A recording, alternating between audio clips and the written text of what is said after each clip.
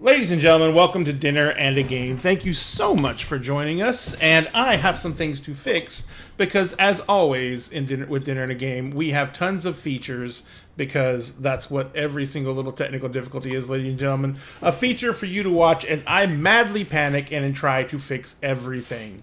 Thank you guys so much for joining us. Tonight is kind of like an impromptu thing. Nothing is actually really ready, and as you can tell by me getting everything together at the last minute here, we are going to be setting up this as our regularly scheduled Tuesday night game, in which we're going to attempt to play for you guys a World of Darkness open world game. Oh, thank you very much, Mr. Mellinger, for liking the stream. We really appreciate it. But we're going to be doing a World of Darkness open world game where everyone, and for those of you who don't know, World of Darkness is a urban fantasy, dark-esque game where we all play different characters from mythology, but in a modern setting. So, as an example, we have people playing werewolves tonight, people playing fairies and fae, people playing were-lions, I should say. We have human mages. We have running the gambit of just about every single little thing you can think of for the supernatural as it sits. This game came out back in the 90s and was pretty popular. And since then, it's gone through some iterations. There is a current version, which is the 5th edition of the game. We're not playing 5th edition tonight because we chose to do this as open world. So there's a lot of these races and character tropes and everything like that are not in 5th edition yet. I think the only thing in 5th edition is Changeling, Vampire, and Mage isn't out yet, is it? For 5th edition? So. I don't think so. I think it's only Changeling, Vampire, and Werewolf that are out right now. Actually, I think the most recent World of Darkness thing that I saw had the werewolves, the vampires, and and the hunters. Yeah, the mortals, yeah. And of course, but what we're doing is we're playing what they call the 20th Anniversary Edition, which is where they took all the books from the 90s, they reprised all the lore and updated it for modern times, they made some changes to the mechanics, and they republished everything, and that's what we're using for tonight. So, let me go ahead and introduce the amazing people who have decided that for some reason they want to go on this chaos-filled ride with me. So let's start out with the folks that you're going to be seeing represent these characters tonight, and the characters are going to be playing, and give you a little bit of idea of who they are in the I was going to say the real world, but it's kind of the internet world, so in our world. There you go, in our world. We have up in the top left corner, in the first box on the left there, we have M, who is also Starshade Stories on oops, sorry, something happened. Starshade Stories on TikTok. She will be playing Rosalind. Em, tell us a little bit about Rosalind. Rosalind is a she. She is of House Illinu. Did I pronounce it correctly finally? Illunid? Yes, that word. And what is she? What type of fae is she? She's a she. She's a she? Yeah, she's a she. That's actually how you pronounce it. I know. That is such a nightmare to take notes on. Okay, the spelling is Sidhe, but it's pronounced she. Yeah. It's a Celtic word. Yep. That's all I got. That's okay. Yep. I'll call it Celtic, and Jessica will yell at me for an hour. So it's not. Wacky pronunciations. Oh, those words with the English, with the languaging. But anyway, and what talking about the Celtic gods? Celtic gods, all those Celtics. But anyway, that's enough of me insulting other people's culture. Let's go back to insulting my own. What can you give us? What can you give us a little bit about Rosalind's backstory? We are actually doing what's called a session 0, ladies and gentlemen. We have created the characters, and we've kind of started creating how the characters relate to one another. But we're working through that tonight, and we're actually going to be doing our first, I guess you'd say, in-depth sessions of roleplay as we do this. This is going to be not really meet cutes for the character, but this is gonna, because we've already kind of done those with some arguments about people peeing on furniture first. Oh, motherfucker! We'll continue. Notes ready? Yep. Go for it. Got my whole pencil case. Oh my god! And she had a rough day, so there is going to be some tension. I've been nonstop all over my campus all day, and now I get to come home and be menaced by this motherfucker stealing my chairs. Look, sometimes you gotta steal a chair. I'm not mad. Nobody's mad. Okay, what the hell was I saying? I forgot where I was going. Where are we? You're introducing Rosalind to the crowd. Oh yeah, Rosaline. Rosaline, sorry. Yeah. Okay. Okay, go ahead.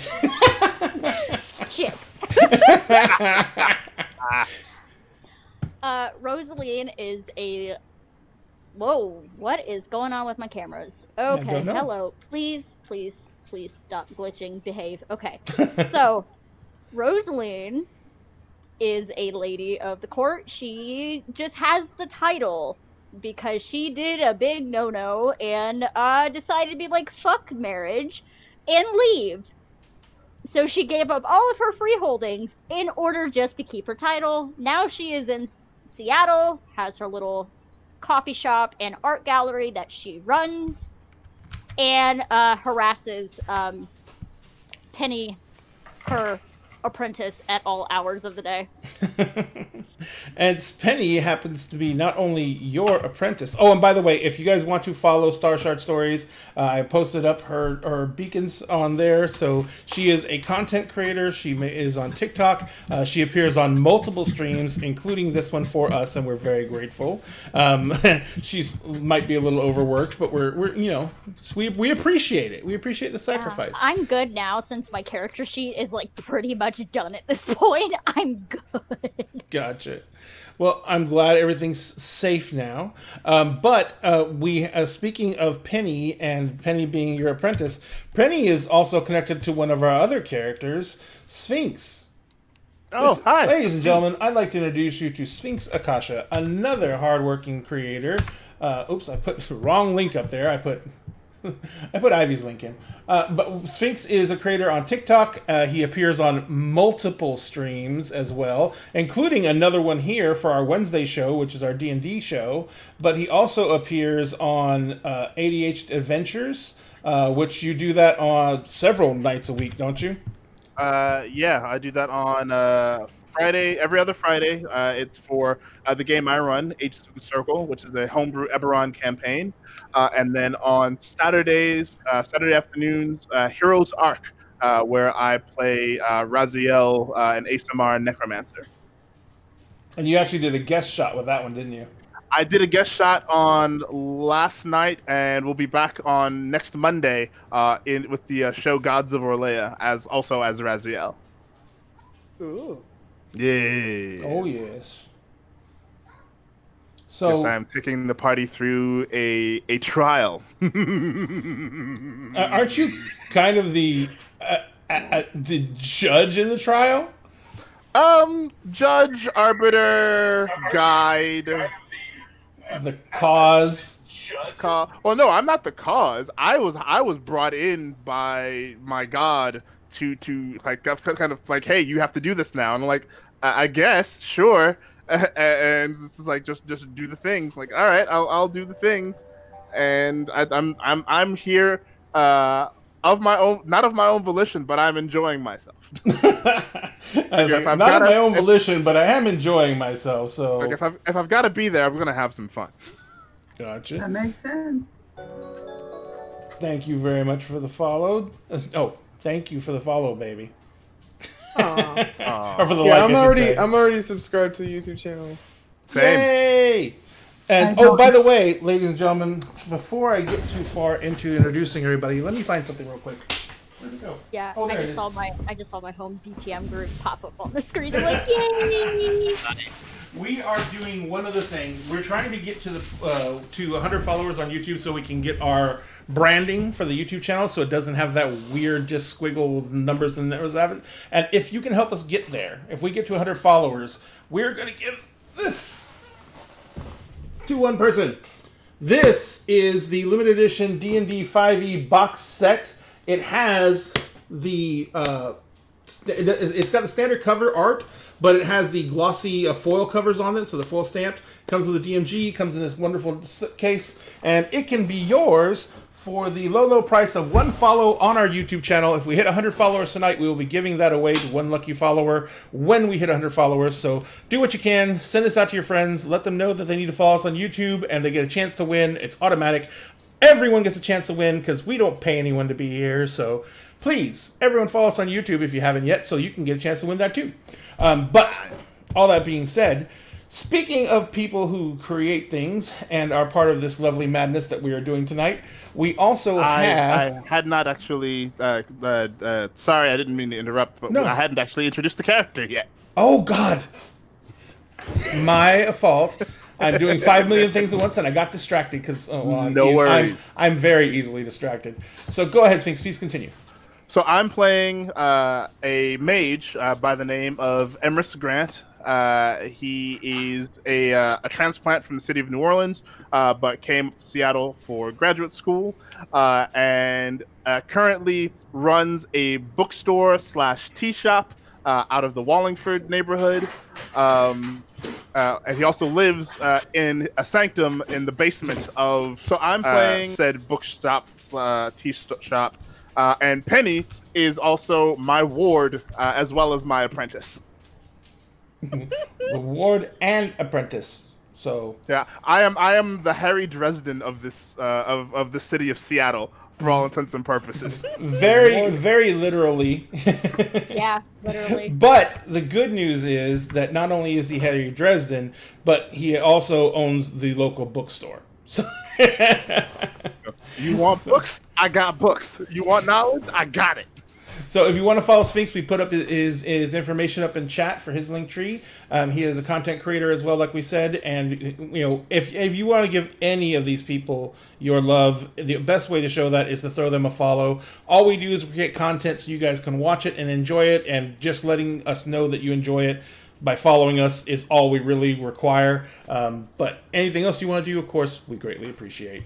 But in the meantime, we also have, like I said, speaking of content creators, we have Ivy, who literally is, like Milagros, is one of those people who goes out of their way to be here. She literally drove like 170 miles an hour to get home in time to be here. I don't know what you're talking about.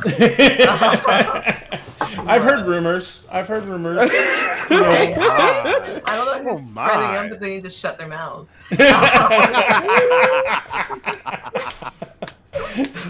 Ivy, you were kind of like, you and Sphinx were two of the catalysts for getting this show off the ground. Sphinx and I were talking about this show for a while. We expressed our love for old school White Wolf, and then you heard we were doing Vampire. We're doing World of Darkness, and you were kind of like, you were pretty excited about that concept as well. And you happen to be the only player tonight who's playing an actual vampire. I'm very excited. So first off, if you want to follow Ivy's content, I'm going to put her information up in chat as well. But Ivy, why don't you tell us a little bit, number one, about you, of course, and then a little bit about the character you're playing tonight. Yeah, so hi, I'm Ivy. I'm Gamer the Girl on TikTok, Instagram, etc. I play Mondays over at Ice Cream Sandwich, Wednesdays over at Cauldron Chronicles, and Tuesdays here. And Fridays I'm DMing over on my own channel. Is where you can find me everywhere when I'm not running around doing everything else. I'm playing Vera tonight. So I'm playing my lovely vampire, Lasombra. She's great. She's going to be a lot of fun. I'm excited about her. And there's no problems with any of the other characters at all right now. No, there's no tension, no problem. No tension, with there's being a vampire. But no, it is the most friendly of relationships. They're so accepting. They're so accepting. They're so accepting. So, and then our other fellow content creator tonight, that once again she went out of her way to be here. Literally came screeching down the hallway, knocked several people out of her way. Huh? Did we pass each other? Like we were racing, right? I'm pretty sure. Yeah, no, we literally did. Like you were. I got the message that you were like on your way home from work as I was crossing campus and being like, fuck. Okay, cool. So I did. We probably passed each other somewhere. So Milagros is a college student busting their ass senior fucking year. And she's just trying to survive, folks, but she's also here to provide you with content. Milagros, number one, would you like to tell us who you are a little bit and tell us who you're playing tonight? Yes. So most of the content that I've made so far has been on TikTok. I've taken a really, really big hiatus because I'm trying to finish my bachelor's degree right now. I am mostly a writer, but I also have a background in music, and I'm double minoring in psychology and anthropology because I also like to world build and have a lot of mental illness. But I have... it tastes like chicken.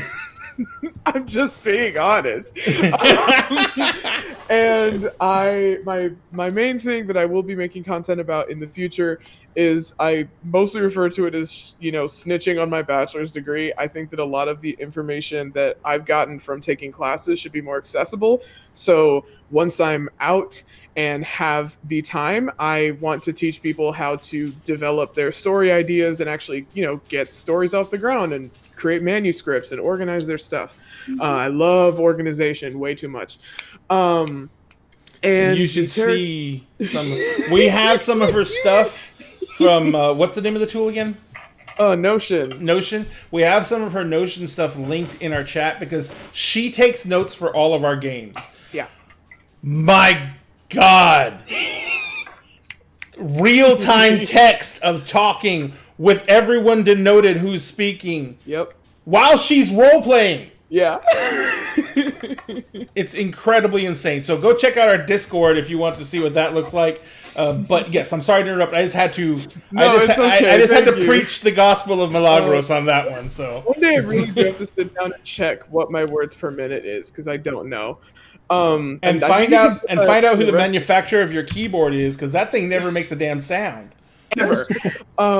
So I am playing. I'm a huge nerd. I am playing a closet nerd who is jock passing. We love her. I'm playing Pandora. She is a big buff werewolf lesbian with anger issues because I heard, werewolves are a thing. Bet lesbian werewolf. Then Ray told me about the Black Furies, and I was like, awesome. Don't know anything about them, but yeah, that thing. I feel like I should say it. This game is significantly older than I am. I just turned 22, so I am literally, this game is older than I am, and I think almost, at least half the people here have been playing longer than I've been able to walk, probably. And so thanks for calling us all old in one fell swoop. I look up to you guys. I think it's awesome that I can turn to you for information because, if I had to wade through all of those books on top of all the stuff I have to do for homework, I would cry. And yeah, so the last time I played this was before you were born. Bro. I think the last time I played this was 2001-ish. Oh wow, I was turning 2. So, I jumped all my stats into strength and dexterity, and I think brawl because I don't know shit and I don't want the character to know shit because then I'd have to know shit. And what's worse is she's playing the literal most lethal character here. Yeah, she doesn't know shit about fucking, neither do I, and I can probably kill the whole party. So it's gonna be She can great. single-handedly TPK everyone. She is relatively new to Seattle. Because I also don't know anything about Seattle, and I have to read 300 pages a week, so I haven't gotten to do much research. But she's pretty new. She's originally from New York City, and moved to San Francisco with the Furies, but ended up having a bit of, oh no, don't say anything, hold on. She lived in San Francisco for a while with the Furies, and Jonathan's having a stroke right now. And she ended up, like, You she was told him not hoping to say anything. she lived with them for a few years, and as she's been getting a little bit older, I'm just gonna say she's about my age. There's been some tension because from what I read about the Black Furies, and this might be controversial, I'm not sure, they just seemed a little turfy. A little turfy. And now that book was published back in the 90s. I do not know if they made any revisions to the tribe since then, but we're going with that as canon right now. So yeah, but also like Radfem spaces in general tend to fall into a lot of that stuff, whether they intend to or not. And so she kind of, started separating herself and struck out on her own. So she's been in Seattle for like a couple of months, and spends most of her time either working as a personal trainer or otherwise like teaching classes at the gym that she's at, or living basically in Sphinx's character's bookshop, Emery's. She has a designated chair that she picks up and puts in a corner, and she will just hang out there in almost all of her free time. And yeah, she doesn't. She's just kind of, at this point, just trying to mind her own business and like stay away from people. Also, I should probably, like, when I was coming up with a character personality, I was like, I'm gonna make a bitch who is so autistic because I am also autistic and I am starting to learn how to unmask. And I was like, wait, all that stuff was autism. And so yeah, I'm excited to see how that turns out. Oh, Lord. Because she's got, I think her charisma is like actually like 0. Like I didn't even put anything in there. She's great. It's a 1. Etiquette, it's a 1. At least a 1. No etiquette, no charisma, nothing. So Rosalie is gonna have an aneurysm. Got it. The first time the Pandora walks up and just belches. Get out. Make no me. home training. No home training. No home training. None. And we do have some people coming back from Dinner and a Game from the past, and that would be Jonathan. Jonathan was with Dinner and a Game when we were just a podcast. When we were just an audio podcast way back in 2018. He is Actually, before that. No, it was 2018 is when we started. 2018 is when I started the Facebook page. We had been playing with Blake. Jonathan, do you remember? Don't remember either? Well, I would have had to have been probably like around 16, 17, 18, somewhere in there. Yeah, it was somewhere in that range. But Jonathan is one of the old school Dinner and a Game folks. He has been around for a long time, and he has been doing a lot of traveling, but he is finally in a position now where hopefully he can join us on a regular basis. Jonathan, who are you playing tonight? And if you want to, you can tell us a little bit about you. All right, so I will be playing Mark. Mark was born and raised in New York City, and then when he had his first change, which happens typically around puberty for the Wereshifters, he ended up getting shipped off to Seattle to a special school, and he stayed there until he was around like 17. The school arranged to send him to San Francisco so he could study with another Simba, which is a specific lion type of a werecat, for a year. That's what the tradition with the werecats. They study under another werecat for a year. Then they're taught 3 secrets, and they are released back like to do their own thing.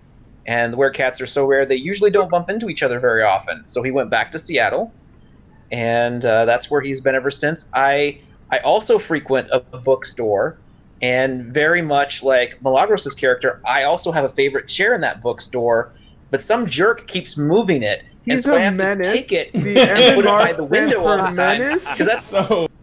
That's where the chair belongs, is by the window, so you can sit in my comfy chair. Well, I can sit in my Once comfy again, chair. she went out of her You way can to look be out here. the window Literally while I'm came in my screeching. comfy chair. But every time I come back, they've moved it again, so I just have to keep moving my chair back to the window. So there we go. Fine. Everything is fine. Small point of Everything's fine. contention. Small point of tension. It belongs but in it's the okay. corner. You It's can okay. see everybody in the room from the corner. Corners are cozier. Not the people outside in the window. Who cares about the people outside? They're not in the store. I need you to stay out of my corner. I'll put the chairs there. Thank you. Well, your corner is like unoccupied during the day. So. Yeah. I don't care. Stay out of my. Oh no! Oh no! And lastly, we have the Queen of Dag, my wife, Jessica, who is playing Sunny.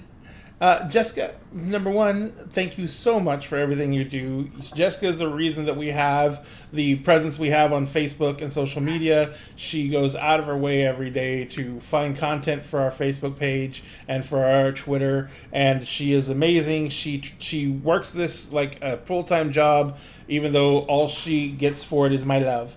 But coffee. And coffee, You give lots me of coffee. I mainline the IV of coffee into Yeah. her office. But It's my blood type. Dunkin' Donuts house blend. but so can you tell us about who you're playing, and if you'd like, you can tell us about you? Yes, I can. Well, thank you. I am playing Ms. Sunny Danham. She, her are the pronouns. She is a satyr grump. And She's snorted it all, drank it all, smoked it all, been around the block, been to every party. Yeah, I got pictures from Woodstock. That was a shit, yo. It stank like you wouldn't believe, but it was amazing. and And now I'm running a school with. and where I'm someone running thought a it'd be good to school leave her with children. for my mentor. Yeah, my mentor, because I was an orphan, this guy, he was different. I'm not going to say how because I don't want to spread his business. But, you know, he was familiar with my type and a few other types and some other stuff. But, you know, that's what I teach the kids. And, you know, it's a very, it's a special needs school, so to speak. It's a very specialized school for kids that need a certain kind of teacher. Gotcha. And so basically, what we have, ladies and gentlemen, is we have people playing different. I guess you call them races from White Wolf species. I usually say like species. Species, yeah. Species. M and Jessica are playing Changelings, which is the Fey contingent from White Wolf. M is playing a she, which is very much kind of your traditional high elf. Normally very noble and regal of bearing. No. And Jessica is playing a satyr, which is a Pan, if you will, or a Dionysus. And she is very much, they're very much creatures of passion, whereas she are, well, actually, technically all Fae are creatures of passion. More dramatic. Yes, very dramatic.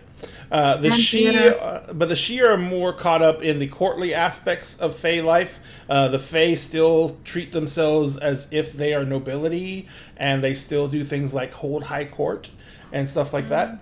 And so the Fae are kind of caught up in that. The Satyrs are more the party animals of the Fae community. If you need to throw a party and you don't know a Satyr, it'll be considered a failure. So, but the Satyrs are very much massively creatures of passion, and so that's what they're playing.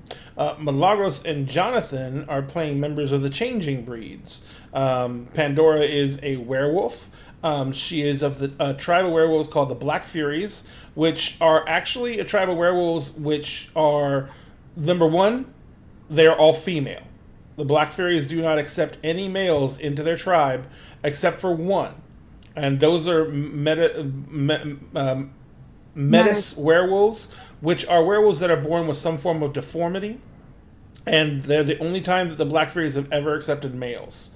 The Black Furies are also followers of Diana, Artemis, or basically any type of empowering feminine figure. And they basically have a long history of defending women and women's rights. And so, and she is, of course, able to turn into a giant killing machine, especially if she's angry. And Jonathan, time a month, don't fuck with her.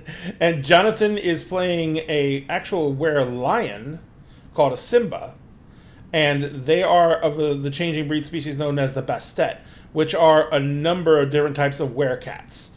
And Jonathan's playing the were-lion, and Bastet are all kind of unique and individualistic, but the were-lions do tend to see themselves as the rulers of the Bastet, as it were. But your guy's kind of young, right, Jonathan? Yeah, he is. Yeah. So he hasn't hit that full stride yet where he thinks he needs to be the boss. And then Sphinx is playing a mage, which is pretty much a normal human for the most part, except that they have had what's called an awakening and discovered that the strength of the human will is powerful enough to actually alter reality. And so with that, he has discovered that he can do things from do the traditional and throw out that fireball all the way over to possibly taking control of electronics using magic and manipulating things around him without ever actually touching them, and all the way over to like extending his life well beyond his natural years or changing his physical appearance. And then Ivy is playing our vampire contingent. You're playing Clan La Sombra, correct? Whereas vampires are the stuff of Dark Legends, La Sombra are the stuff of vampires' Dark Legends. The La Sombra are a clan of vampires that are known for their ability to manipulate shadow and to be able to be very manipulative, clandestine, and have a very strong will. They consider themselves to be the upper echelon of vampiric society. So, that's kind of the rundown for the lot. My name is Ray, and I'm going to be the storyteller who is going to be basically kind of refereeing all this madness. And like I said earlier, what we're doing tonight is we're going to be doing what's called a session 0.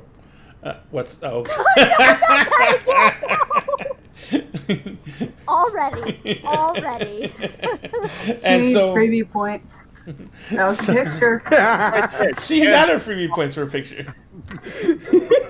But so what we're doing with this session 0 is we've kind of made Emery's bookstore almost like home base, as it were. Everyone seems to have a reason to be here. The bookstore itself is also your residence, right? Yeah, I live in the sanctuary in the basement. Penny lives there too. Yep. Okay. And it's a Victorian house, a decent sized Victorian house. I'm sorry, what was the name of the neighborhood again? Wallingford. Wellingford. In the Wellingford neighborhood in Seattle, which is in central Seattle. And it is a well-known bookstore and a lesser well-known occult bookshop for actual practitioners. With Sphinx actually with Emrys actually having a very well-stocked occult library in the basement area, which is actually also his conjuring room and practice in his studio. Penny is she your apprentice? She is my apprentice, yeah. She's your apprentice. And she also works for Rosalind. And Rosaline. I'm going to get that down. Rosaline. Yeah. Rosaline. This is very in character. I will be eating out of cans. Really quick. She brings cans. I'm going to be eating out of my can. It's the most efficient. If it doesn't have a pull tab, she has one of those U.S. Army issued can openers that just a little... Yep. Please. I already have a bottle opener ring. So. Nice. What? So we've established some relationships and inner party dynamics already. So what I was going to do is I was going to kind of set a scene for you all. It is early evening, well beyond dusk. Everyone is in the bookshop. Or actually in the bookshop or on your way to the bookshop. You can tell me what time you normally get to the bookshop. Emery's, because of your relationship with Rota, what is the hours of operation for the bookshop? Because normally bookshops close by like 9, 10 o'clock at night. Yeah, I would say... but it's also a tea house, right? It's a tea shop too, yeah. And because of that, I would say I would probably have the bookstore. The tea shop would probably close at around 8ish, but the bookshop itself would stay open until around like 11:30, maybe midnight. If she goes to my school, I can be bringing her home at the end of the day. I do not think she would actually go to your school. She could be hundreds of years old. Yeah, there's a lot of things hundreds of years old at my school, especially Greg. Yes, well, but so we can talk to Ivy about that when later. Oh yeah. But what I was asking, the reason I was asking that is because I figured you might have extended that, so because you two are friends. So Milagros, sorry. Pandora is normally, you said she camps out a lot at the bookstore. What is her normal, like, just drags the chair into the corner, gets a tea, and goes and sits there and just peruses whatever books she pulls off the shelves, or? Yeah, a lot of the time she'll come with a list of either, like, topics or books that she's already checked to see if they would be there. Or she's seen them before and writes them down. And yeah, she usually comes in like evenings because she has a day job.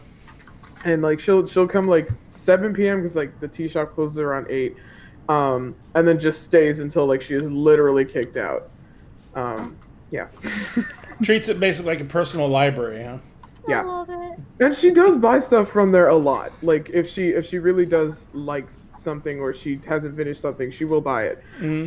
But she just also likes being there a lot. So where does Pandora keep her digs? I mean, we already kind of established that she probably is a member of a local pack, but just in the fact that you're in that pack's territory, so you came by and said, hey, I'm in town, I have to join a pack because we're werewolves, so I'd like to join your pack, but if you don't really need me around, I'll just go do my own thing.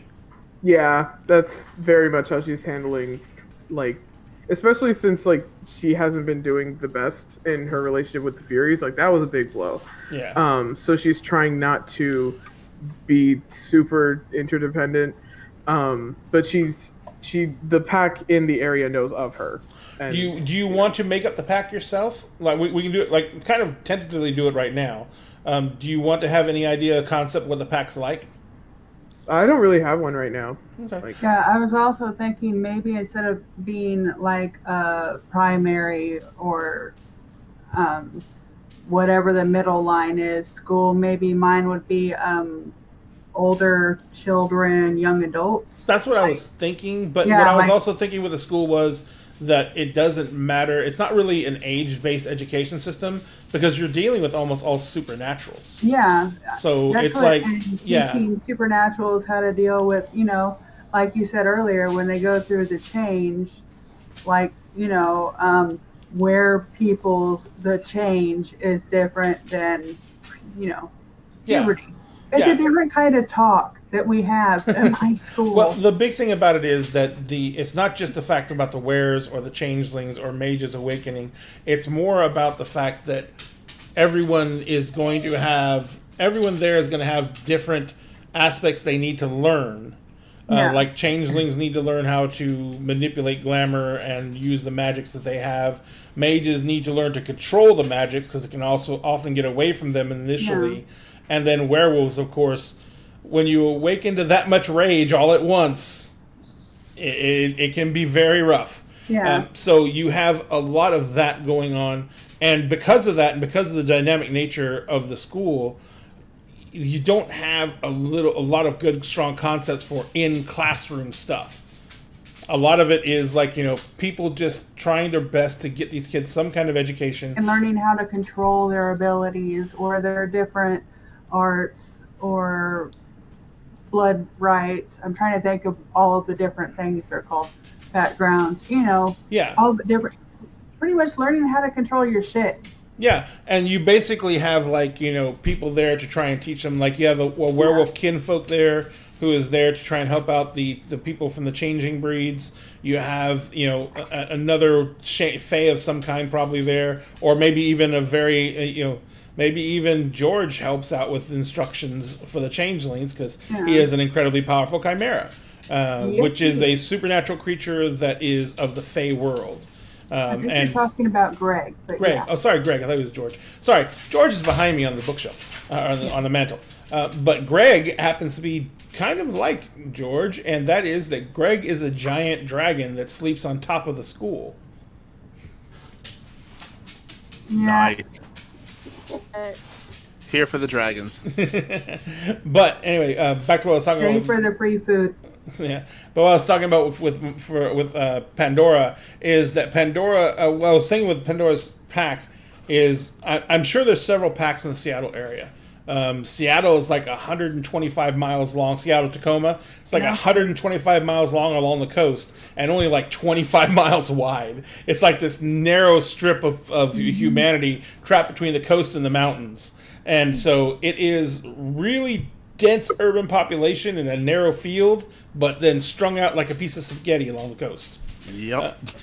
So because of that, going east to west is no big deal, but going north to south, you can drive all frickin' day. You know what I mean? So what I was going to say about that is there's probably lots, and because there's a lot of wilderness and wildlife area around Seattle, there are probably multiple werewolf packs. And packs would basically have requirements for joining. They would basically be like, you have to do this or do that and do this. And we're kind of running this as you've already established yourself with the pack. So what I'm going to assume is you probably would have found a pack that had close to your sensibilities.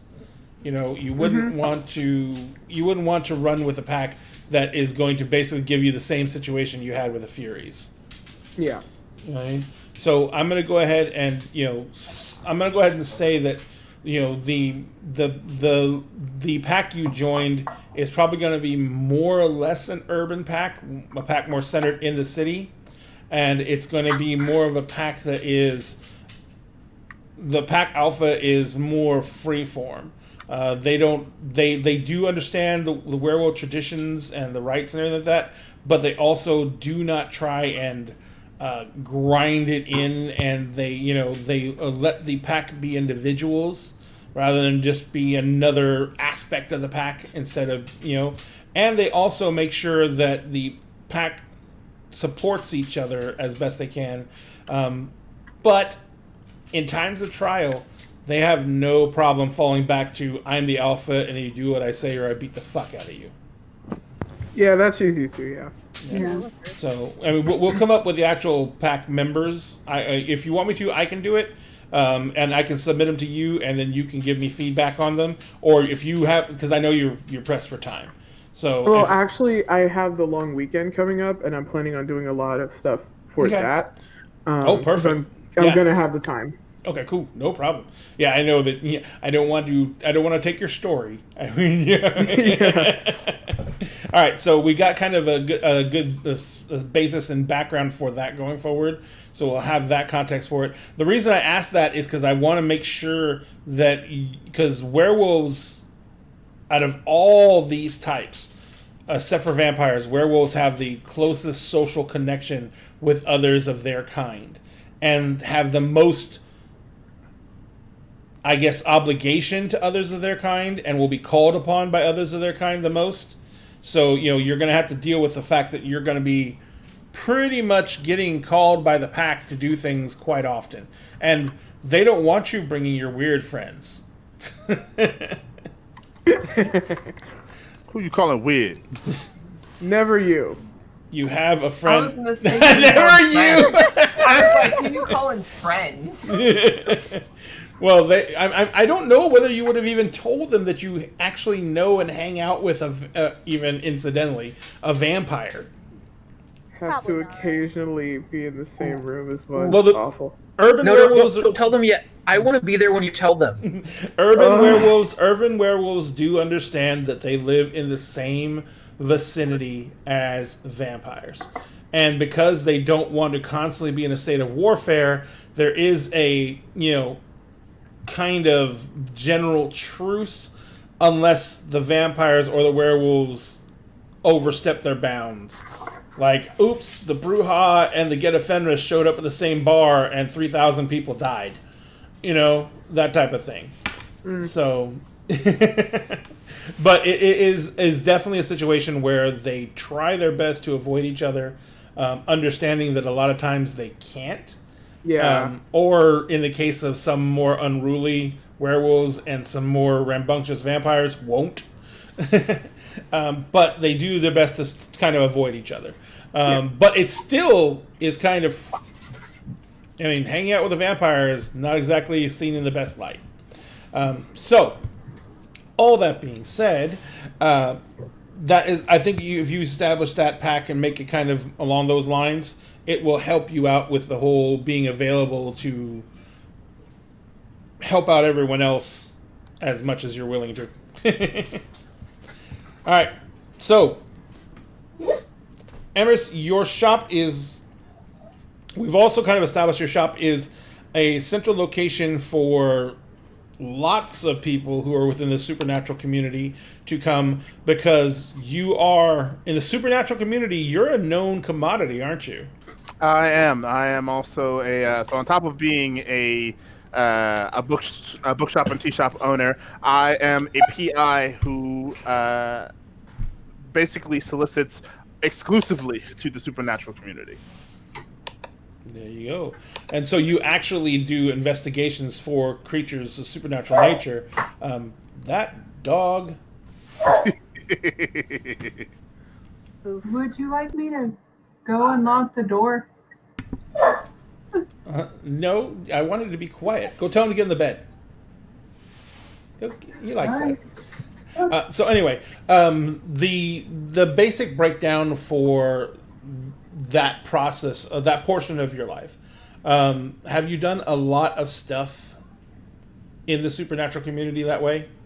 I uploaded my backstory to the Discord a little bit ago, and it started with while I was in grad school, just kind of meeting a bunch of other grad students within the supernatural community who were either of the different social circles within the community or were outcasts. Particularly, outcasts started going missing, and I kind of discovered my talent for investigation through using my abilities to search for them. No one else seemed to give a shit. So I was like, you know what? No one else cares. I'm gonna care, and wound up using the reward money for a lot of those cases and investigations to get some supplementary schooling and actually get myself a PI license.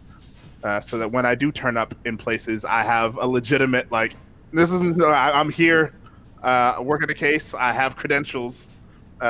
No, you can't kick me out. I mean, you could, but I could come back.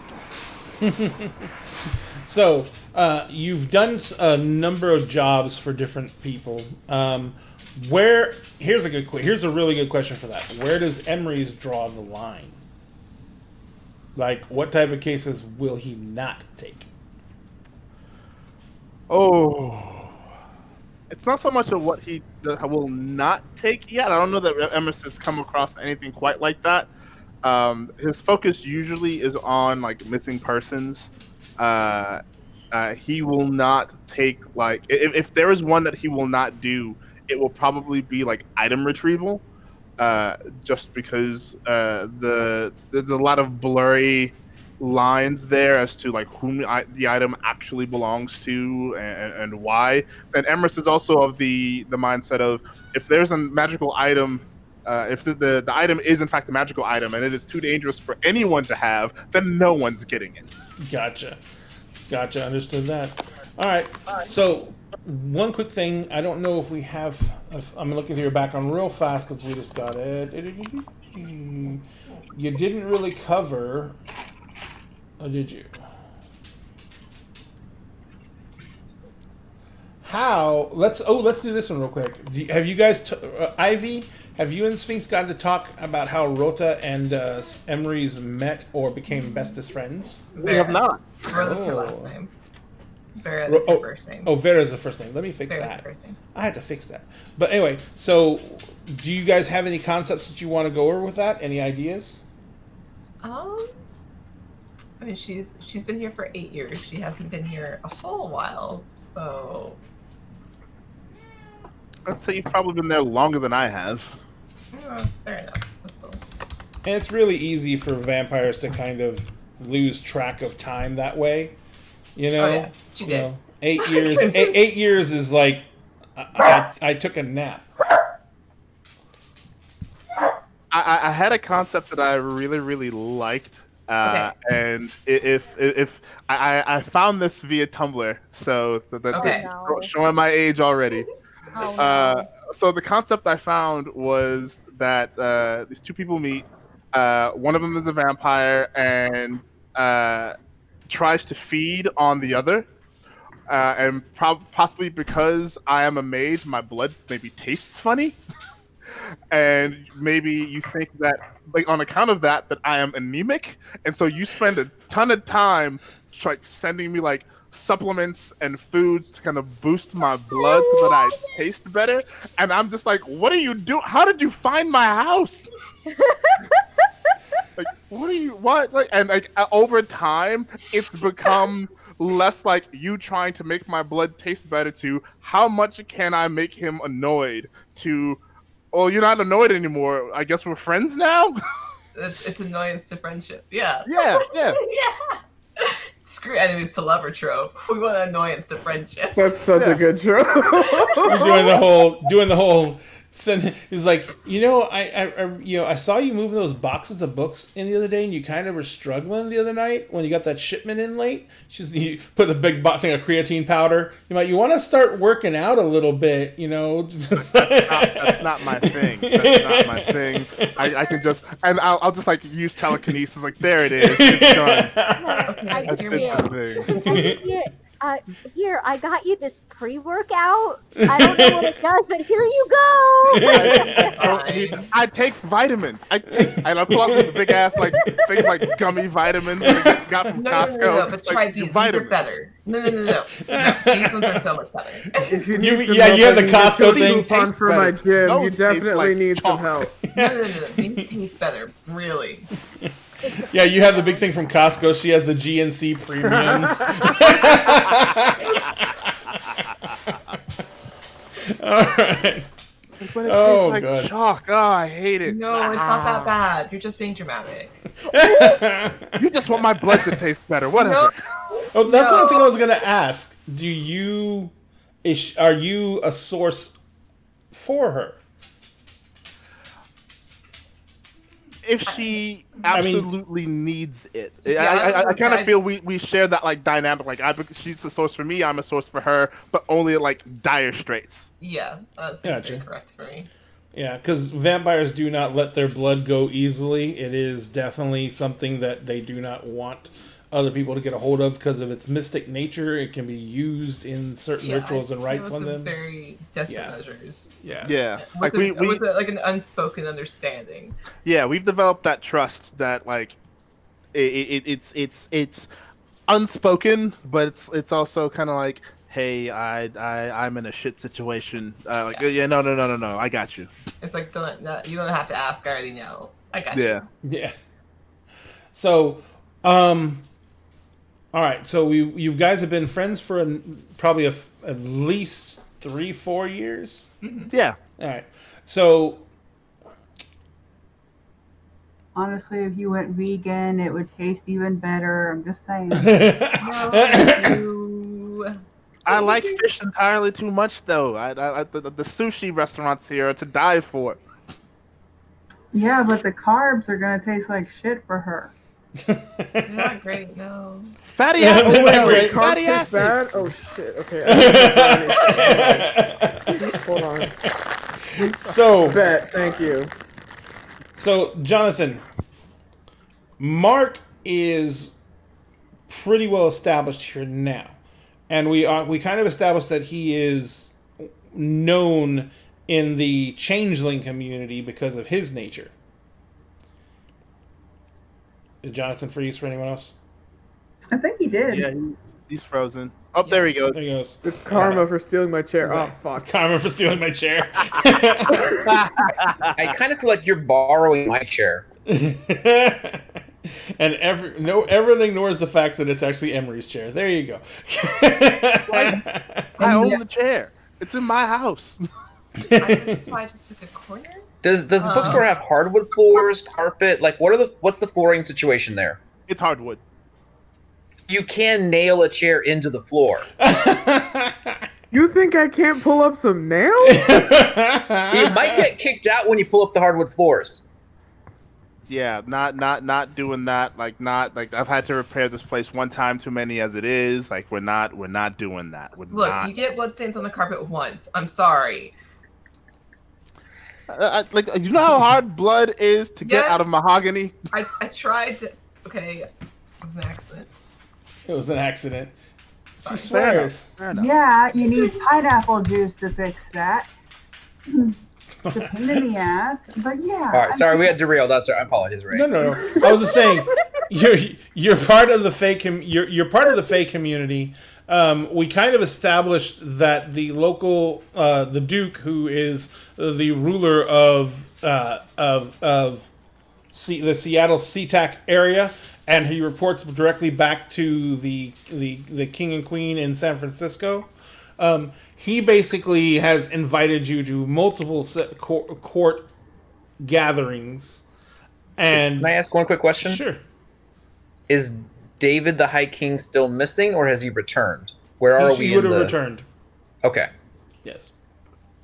So yeah, Dafydd is back. So yes, so you would have been invited there several times. What aspects of yourself are known to the Fae? Well, they can see my seeming, so I clearly am wearing like chainmail armor with like night vestments on it, which is obvious to anyone in here that's Fae or has an ability that allows them to see into like Fae seemings. So that would include you if like Emrys, if you have the right spheres to be able to see into that. What sphere would that require? Would that be like You make arguments for Spirit and Prime probably as a combo, because Prime usually sees like the auras of things. I've got 2 in Prime, so I have none in Spirit as of right now. You can probably tell that he has. It would. It's not an active thing. If you get like 1 point in Spirit, you could probably actively see seemings. But without that point of Spirit, you can just you know that he's supernatural. He gives off his aura, shines through with that. It's just that and actually his aura, because he has a seeming, is almost iridescent. Ah, so he's got something going on. And since you have 2 other Fae that you recognize that aura. But he also has that red tinged aura of a shifter. So he is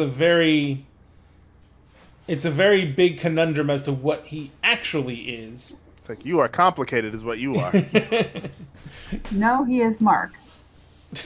That's all there is to it. So I'm the customer that keeps moving the chair back to the bay window where it belongs. We're not gonna have a fight about where the chair belongs. We'll be here all night with the chair. You can no longer see the chair. As long as you all move the chair eventually back to where it goes. Otherwise, I just have to take the chair away altogether. The chair will go back downstairs. It'll be in my sanctuary. I don't want to have this fight. I mean, you don't want to have the fight, but they're not actually fighting right now. That's true. And seriously, No fighting over the chair. So you guys are, so what I was trying to get to with that is,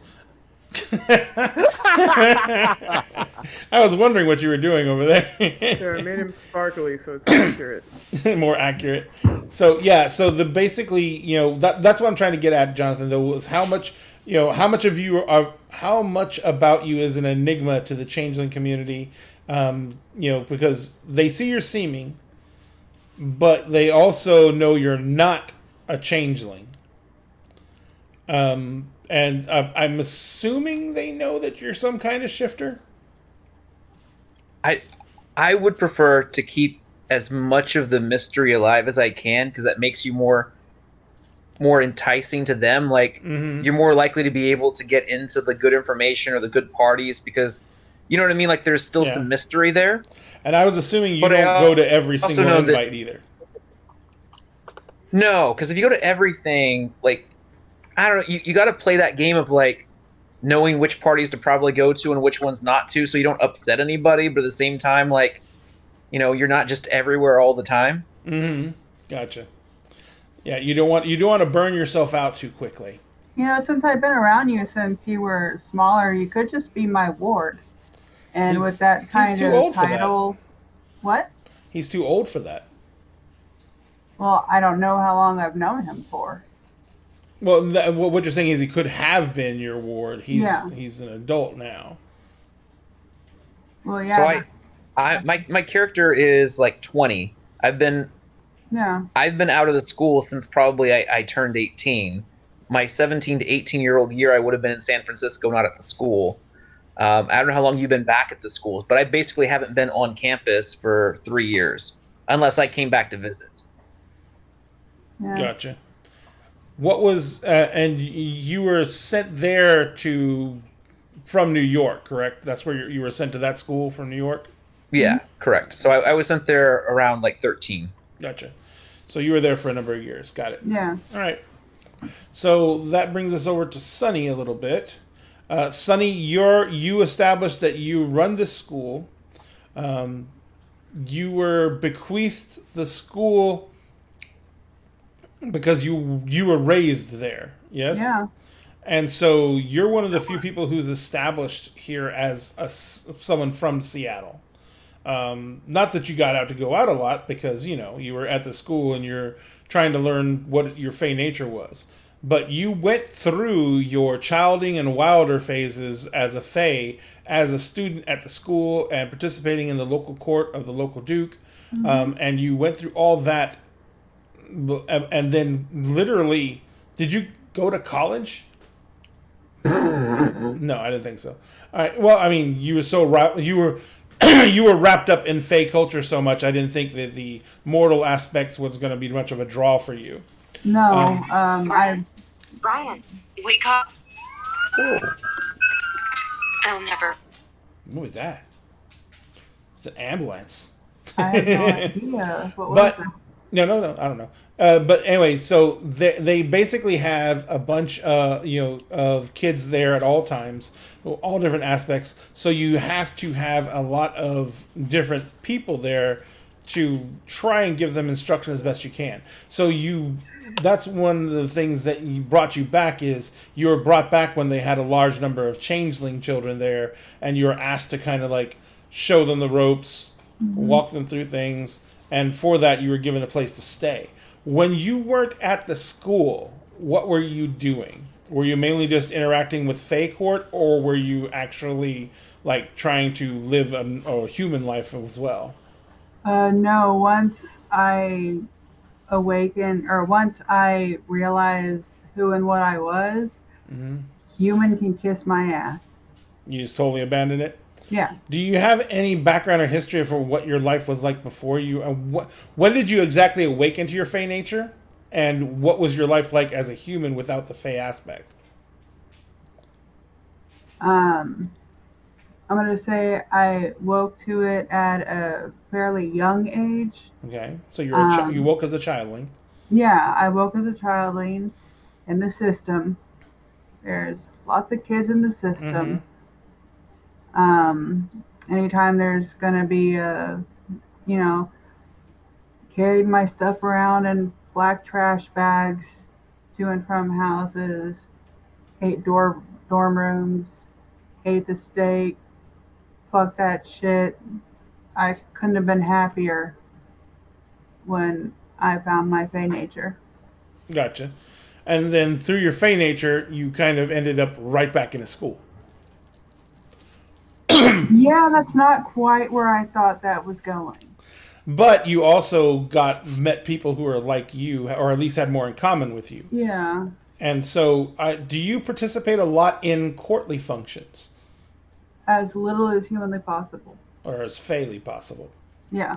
All right. So, but you do have to go. Okay. All right. No problem. I'm just trying to get a feel for the scale of the two phase interactions with court. And from what I can see, the general consensus is fuck it. So, speaking of court, let's jump over to Ivy and Vera. So, Vera is a vampire, and vampires, like the Fae, they like their politics, they like their social etiquette, and you are a member of the vampires that consider themselves part of something called the Sabbat. The Sabbat are vampires who think that humans really are food. They don't even look at them as a resource for new vampires. First and foremost, humans are food. Excuse me. So because of that, they look down with disdain upon humanity in general, including the humanity within themselves. So they do go out of their way to try and discover ways to lift themselves up above what they consider to be the levels of human interaction. How is Vera on that concept? Because she hangs out with a lot of people who are still, as the other vampires would see it, who are still mortal. Right.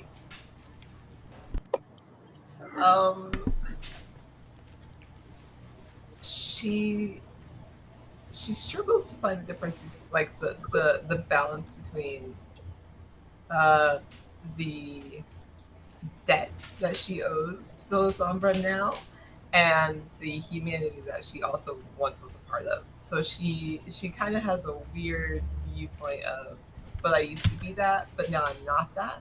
Mm-hmm. So it's kind of a weird, hard balance for her to find that she's still trying to figure out. So she's trying to make sure that she has paid her due respects to the people that kind of saved her.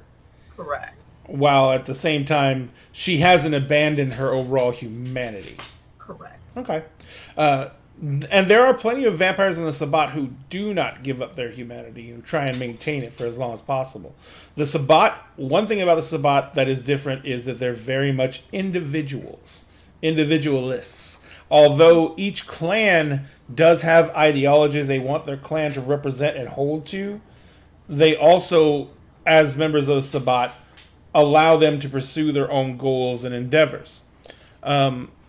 Also, as members of the Sabbat, you are pretty much at war with another group of vampires called the Camarilla. The Sabbat recently went through some very big losses to the Camarilla, and it got to the point where even some aspects of the Sabbat left the Sabbat and joined the Camarilla because they felt that there was a losing cause, which includes lots of members of the Sombra clan, actually. So there, that's something I should have brought up. Or when you were making your character, did you make your character as Sabbat or as Cam? And did you even think about that yet? Look at it. I didn't think about it. So there's a chance to go either way. We don't have to decide that just yet. But from the way you seem to want to play a character and from its interactions with all these other people, it does seem more like you might be more Camarilla aligned than Sabbat aligned. Okay. But we can review that later. What I was going to ask you is, what I got a chance to look at your backstory when you posted up earlier. What is your interaction? What are your main interactions like with other vampires? She very much is. She knows where her loyalties lie, which is with the vampires. She understands. She put herself in this position. She kind of chose this life. So she very much knows where her loyalties lie, and remains dutiful to that, while also trying to at least retain a little bit of what she used to be, but maybe a little more rebellious than what she was. So she's she holds the line on her own. She has loyalty to them. Does she participate in a lot of stuff when there's like a call for you all to come and participate in some kind of event within vampiric society? If she's called upon to pay her due respects, then she'll go. And one of the things you said in your background is that you literally kind of went looking for, I guess you'd say, an alternate lifestyle from the one you had, and you found you found a major one in the fact that you pretty much ran into a vampire. Yeah, and she saw it out. Yeah, and how what were you before you became a vampire? Human. But what did you do? She's the next nun. She was a nun. Yeah. What time period? What, she has the fucking thing. She was a fucking nun. So Vera is an ex-nun. I say ex loosely, as she still wears a very black, darkened rosary. But she was an ex-nun who decided she did not quite like the lifestyle she was living and kind of faced some consequences and went searching instead for something else. And found it. What the polar opposite? Yeah. She knows what she was doing. Yeah. Wow. I'm curious as to what these consequences are. Well, or were. She changed her habit into the warrior nun outfit. She literally tore, because it would have been 1920s-esque. She literally tore her habit at the knee. She split it across the knees and dropped the hat and picked up a blackened rosary and called it good. And called it good. And then wore that for the next 70 years. Yep. So you're roughly a little over 100 years old. Yes. How old was Vera when she was turned? 20, 21. I was named after that character on a soap opera. I kid you not. Yeah, 2021. So she went directly in the day after her 18th birthday. So Vera's she was embraced, but what happened with her and her sire after she was created? I kind of left that up to DM discretion as if she's still paying those dues, if that individual is still around, which we can visit about if you'd like. Sure. One of the things about the sires is, well, one of the things I would like to know about that from your point of view, first off, though, is what type of relationship do you want with your sire? Do you want it to be a positive relationship or a negative relationship? I mean, you said you kind of sought out. I think in a way it would have to be a little bit of both because she did go looking for it. So I think someone could have used that to their advantage and been manipulative. But she stuck around for a reason, so... All right. So, and she's been in Seattle for 8 years. She came to Seattle on a whim, or either on a whim or she was sent there for reasons that haven't been discussed yet. Okay.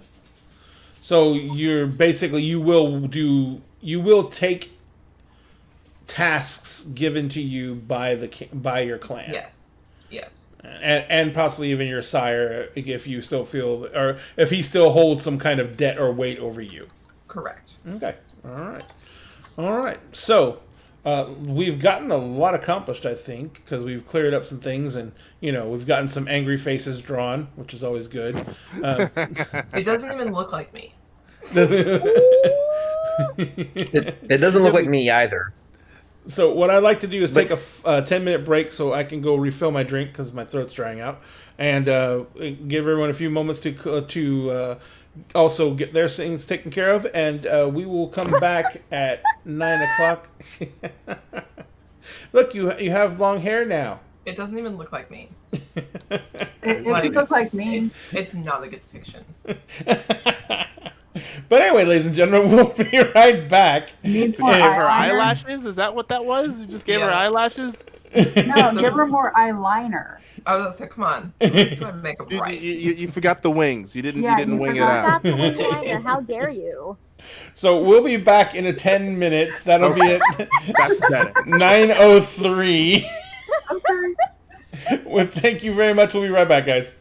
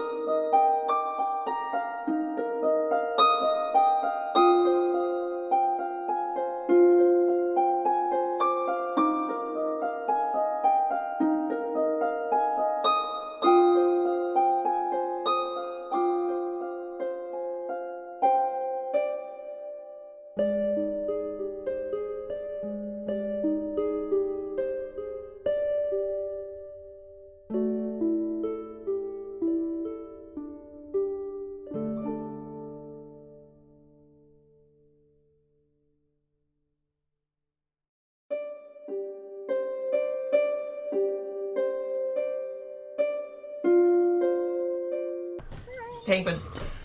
Ladies and gentlemen, we are back. Thank you very much for allowing us to take that minor break as we got drinks, we got snacks, and Pandora got a voice. So, let's go ahead and do a little thing right now. It is a typical evening at these... Oh, Emery's. I almost forgot to ask. Did you put in your background, what is the name of the bookshop?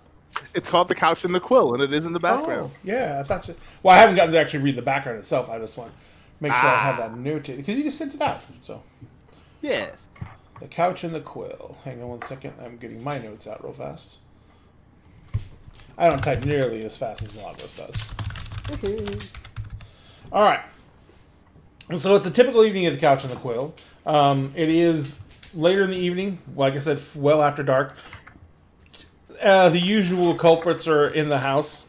You have your late evening regulars, which includes people who come in after work to get the last spot of tea before they have to wind home from work. It also includes some of the people from the local occult community who come in to browse the wares later in the evening when not as many as the touristy regulars are in the shop.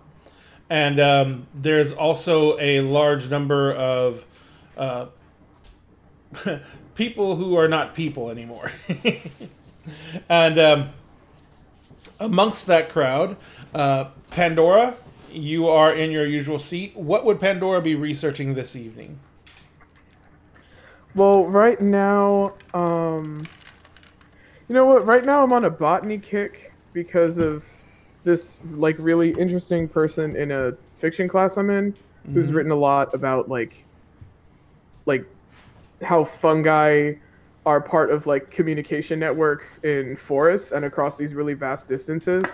And I'm halfway through watching this Netflix documentary on that.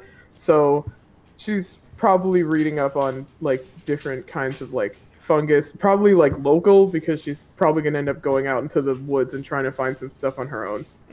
And so she's got, like, a little pile because once she sits down, she doesn't want to get up. Gotcha. And what is your choice blend for the evening? I'm going to go with a London Fog. Gotcha. I like those a lot. So, Emery's, you're, as usual, kind of walking the store. Yep. You don't really tend the register. You don't stock anymore. You've got employees who do that. The store does fairly well. It has a strong clientele of regulars who just love the atmosphere of this feel. It actually is fairly trendy in the local scene. There's been you've actually had some, like, book signings here from different authors who've come through town. And a couple of readings because this is actually a house, and, like, most of the upper floors are probably used for storage, but the lower levels, the kitchen, of course, was converted over into the tea shop. But everything else is either floor space for sale space, or there is in one of the front rooms with the front room with the bay window. You actually had the floor raised there by, like, 6 inches, and there's a podium set up there, so you can have authors can come do readings. Some community groups rent it out for, like, poetry nights and stuff like that. There's all kinds of things. So you become kind of not really a community center, but kind of like just a little functional arm of the entire this entire community in this local area. Sweet. So it's Local very watering hole? huh?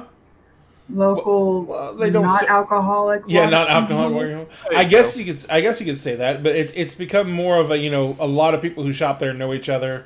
There's a lot of book clubs that come in and meet here and stuff like that. So it functions really well for the community itself. Because of that, you really notice when things are off, and it kind of throws out signals that the night is unusual. That's one thing I also wanted to ask you. Because you're still limited on spheres that you have access to, you probably would have had to get a cabal to come and help you actually make wards for this place. So I'm assuming that you wouldn't have been wanted to get committed down to the amount of resources you would have needed to get some serious warding done. So Not yet, no. Yeah, so this is probably mainly wards based around detection of things coming through, and just trying to make sure you know who's coming and going. You don't really have anything to stop anyone yet.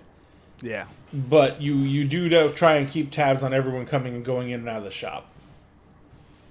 So, and I'll say you can do that because we're doing a little more experienced characters. That's not going to cost you anything. All it does is it lets you know that, hey, there is a supernatural creature who's crossed the boundaries and of the wards, and it doesn't give you anything much more than that.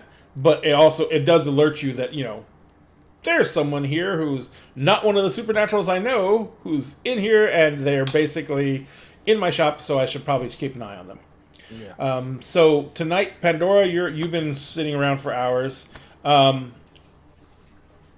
Sunny, you are here because you have a new pupil at the school who you think may not just be a changeling, but may have some other issues, and you're not really sure what to do because they're not interacting well with the other students. They're not getting along as well. And you do have a counselor on staff. But as with all situations like this, if the person getting counseling is not taking to the counselor, no matter what you do, there's not going to be a lot of hope there. And the counselor has recommended that maybe we seek some outside help, but there's not a lot you can do for supernatural counseling. And one of the things you do know is that Emery's has a lot of connections through his PI business with a lot of people, and he may be a source of information because this kid is there. Number one, it's especially important to you because they're a childling satyr. But number two, unlike other satyrs who are normally running the halls, you have to calm them down. You have to, remind them that they can't be screaming at 2 a.m. That type of thing. This satyr barely speaks, barely interacts with anyone else.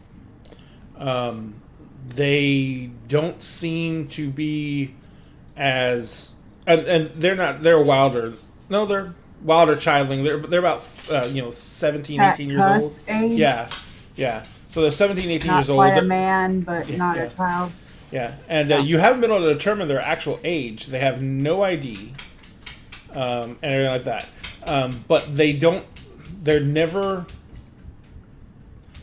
exhibit any of the traits of a satyr. And their seeming, though, is very strong. They don't seem to be disconnected from their fey nature.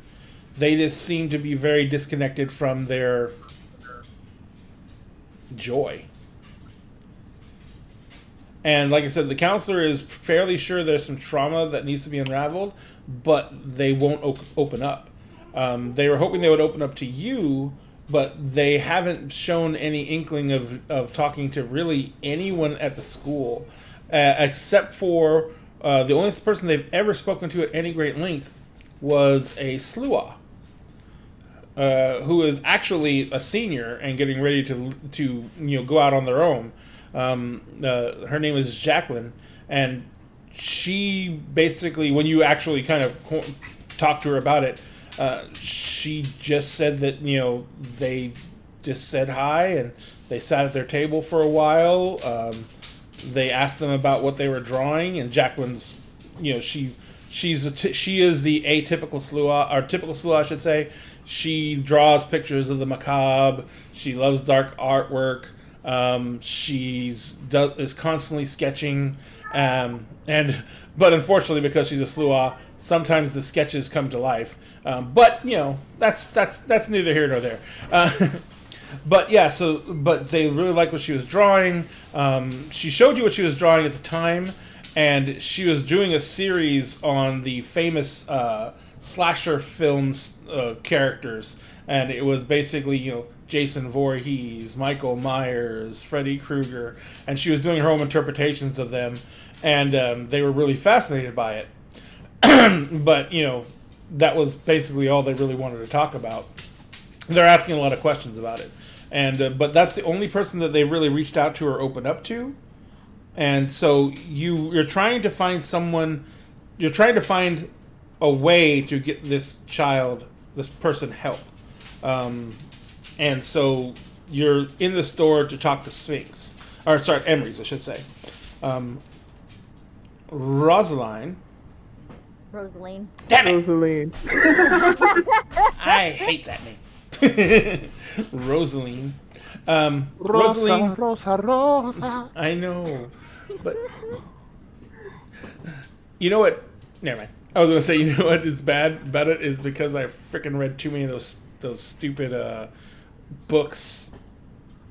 Oh, the Roseline. Yeah. Yeah. So anyway. Also, what day of the week? Tuesday. So the shop would be closed. Huh? So the shop would be closed. She's closed on Tuesdays. Oh, okay. So you are here. You are here honestly because you were doing everything was going perfect. You were on Facebook. You had put up a post. People had liked it. Things were going well. And then you got up and you went to go print out this paperwork for your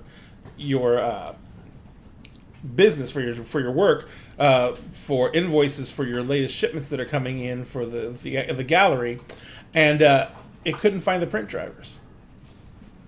You think she would know how to do any of that? Oh, she's that's what I'm saying. Everything was going well. You managed to post something to Facebook.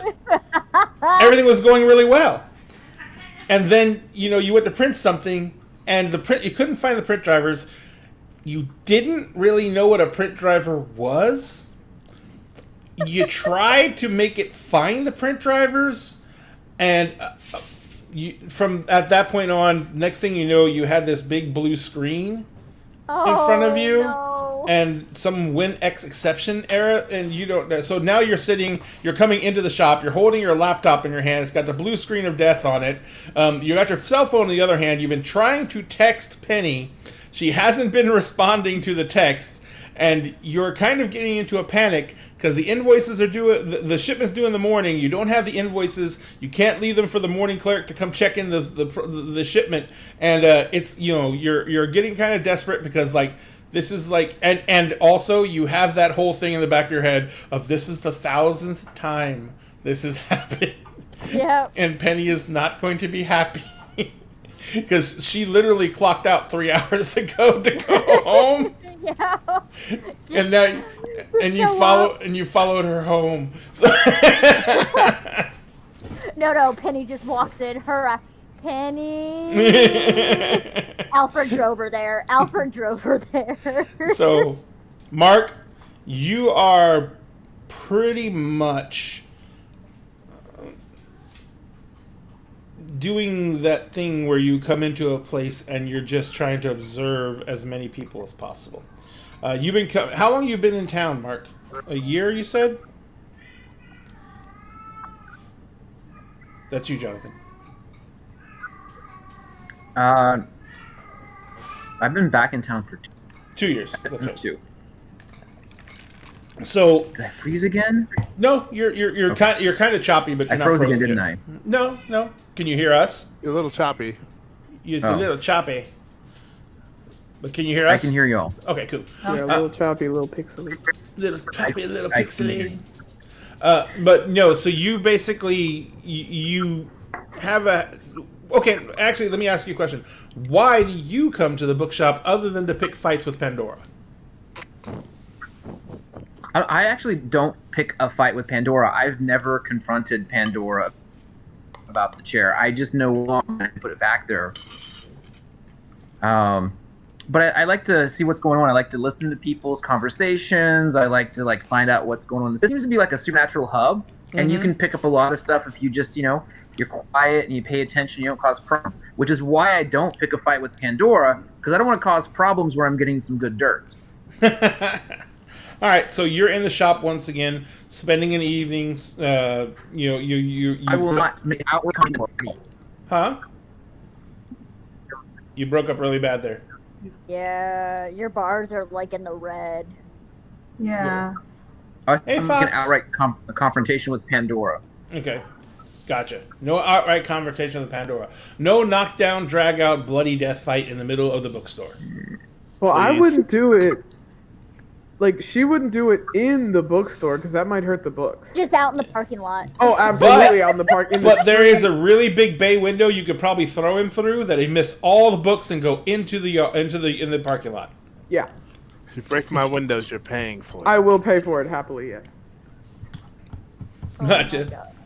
Oh, sorry, Foxrider. Yeah, we're testing. This is just a little session 0, and I am testing out Facebook and YouTube and seeing how things go and how smoothly things go over there. So, and thank you for joining us on YouTube, Fox. We really appreciate it. Fox. Hi, Fox. So you're doing your usual then. You're in here and you're kind of scoping things out. You're listening to the crowd as they come through. And Vera, you are up here. Pretty much because you're avoiding everyone else. You haven't had a lot of work you haven't been given a lot of assignments by the Sombra clan. And you have a coterie of vampires you started to associate yourself with to keep your kind of hand in vampiric society. But they haven't, you kind of keep them at arm's length, letting them know that, you're there to help out if needed. And, but you're, as with a lot of kindred, you are very much an individual first. I'm a little bit aloof. Yeah, well, you all are. And kindred usually don't really. They have friendships with each other, but those things take like generations to form and be strong.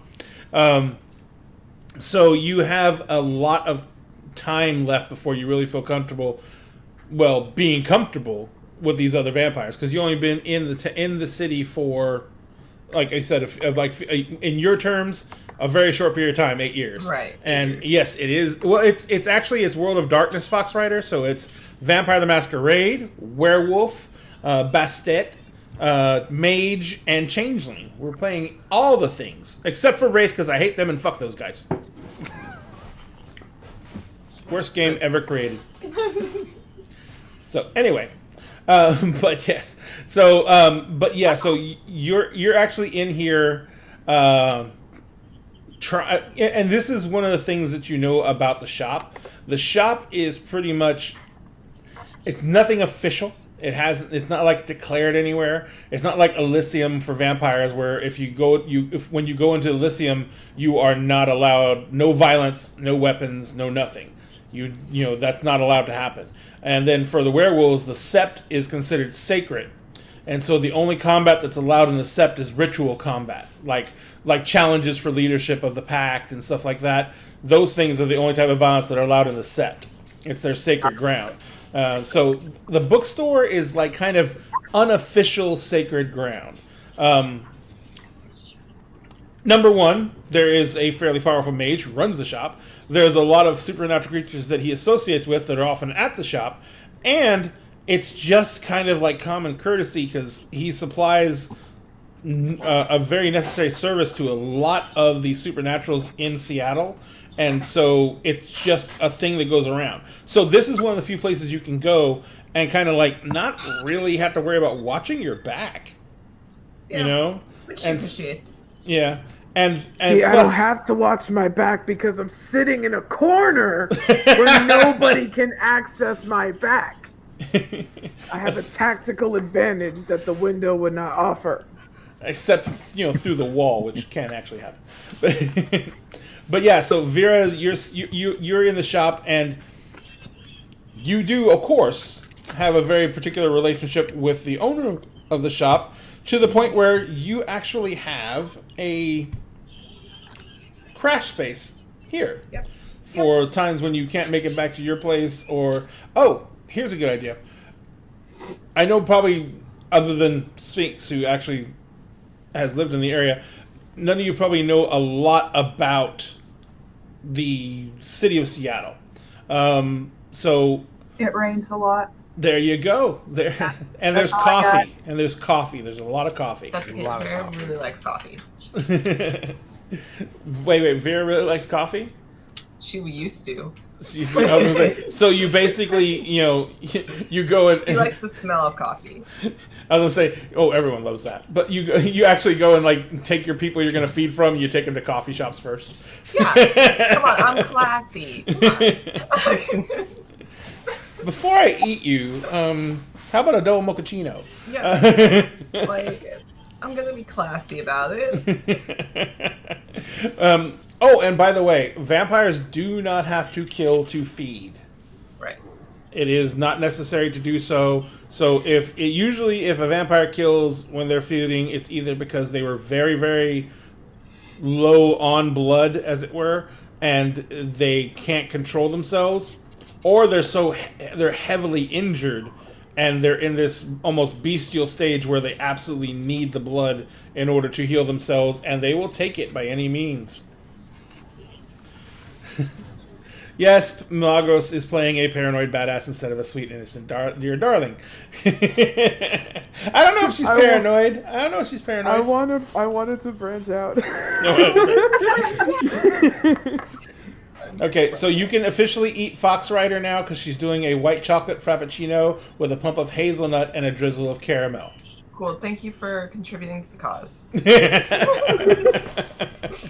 So, but yes. Don't do it in the shop, please. Don't do it in the shop. Somewhere else. I'm not going to do it in the shop. I did that once, and you had to replace the carpet and replace the flooring. I learned. Thank you. You're welcome. So you guys are all in the shop for different reasons, and Sunny, you're the last one to arrive, mainly because you were getting all the information you needed. You were trying to compile everything up. So everyone's in the shop. Pandora in her usual spot. Em, where would your character be? Probably at a table because I did bring my laptop. Okay. Oh yeah. Do you go to Emery's first, or do you just go because you know where her apartment is? She's just gonna bug Emery's first because Penny did just get off of work. She's not gonna bug Penny yet. She's gonna be like, Emery's, Penny is ignoring me again. Because she's sleeping. She just got off of work and she has class in the morning. She doesn't have class until noon on Wednesday. True, but she's sleeping because she's tired. How can I help you? She holds her laptop up, blue screen. Oh, what did you do? What did you do? I was trying to print the invoices out. and you blue screened your laptop trying to print invoice. How do you do this? I tried. Penny even left step-by-step notes, and I followed that exactly, and I still ended up here. Did you get some kind of error message before this happened, or what? Walk me through what happened. Okay, let's start from the beginning. I managed to post on Facebook today. I did it. Very good. Not much to do with the. I'm getting there. Okay. I'm getting there. So, then I needed to print up the invoices because we're getting a delivery tomorrow, and I need to know for my morning stock person to know this is what we're getting, so they don't take too much off the truck. Sure. Okay. So, I go to print. I hit the print button. Nothing happened. I needed something called a print driver. I don't know what that is, so I tried to... Yeah, that's a bit of software to help your computer speak to your printers properly. And if you don't have one, they don't talk very well. So I tried, and then I hit a few things, and then my screen went blue. You hit a few things. I tried to do the task manager thing. I think that's what it's called. Oh, did you end entirely too many tasks? I don't know. Okay. Do you remember where your power button is? Do you remember? Yes. Okay. She points at it. Hold. She points at it. Press it and keep pressing it until your screen goes dark. So, okay. Wait, that's how you turn it off? That's how well, it's one way to turn it off. It's one way. And then give it to count to 12, and then press it again. But don't hold it. Just press it, so that the laptop will power back on. She turns it on, and then it says updating. It's updating your drivers. I don't think. Wait, it's supposed to update? Yes. Do you not have it set to do that? It's supposed to do that automatically. I didn't know that. Yeah. Oh, it says restart computer, and I click ignore. That's your notification to update the computer. When it says that there are updates, restart. Why are you supposed to update it? Because people are updating the software all the time to make it work better. And it can't work better unless those updates are installed onto the hardware. Okay, I'm lost. What's software and hardware? So the programs that you use. This goes on for a while. Oh, Vera has walked by at least 3 times just catching. She's just like, okay, alright. And then walks back later. She's like, oh, no, it's still happening. Break. Nearby. 6 feet away, please. 6 feet away. I'm saying 6 feet away. He's not doing anything to you. Like her hands are up like this. She's like, what? Focus on me. Focus on me. Bad things happen. I'm not doing anything. I'm walking. What bad thing has happened in V's presence? V is a sweetheart. You feel the waves of banality that come from her that are just like crashing of an ocean against your senses. It's the Emery's is on banality. Pandora is nowhere near as bad.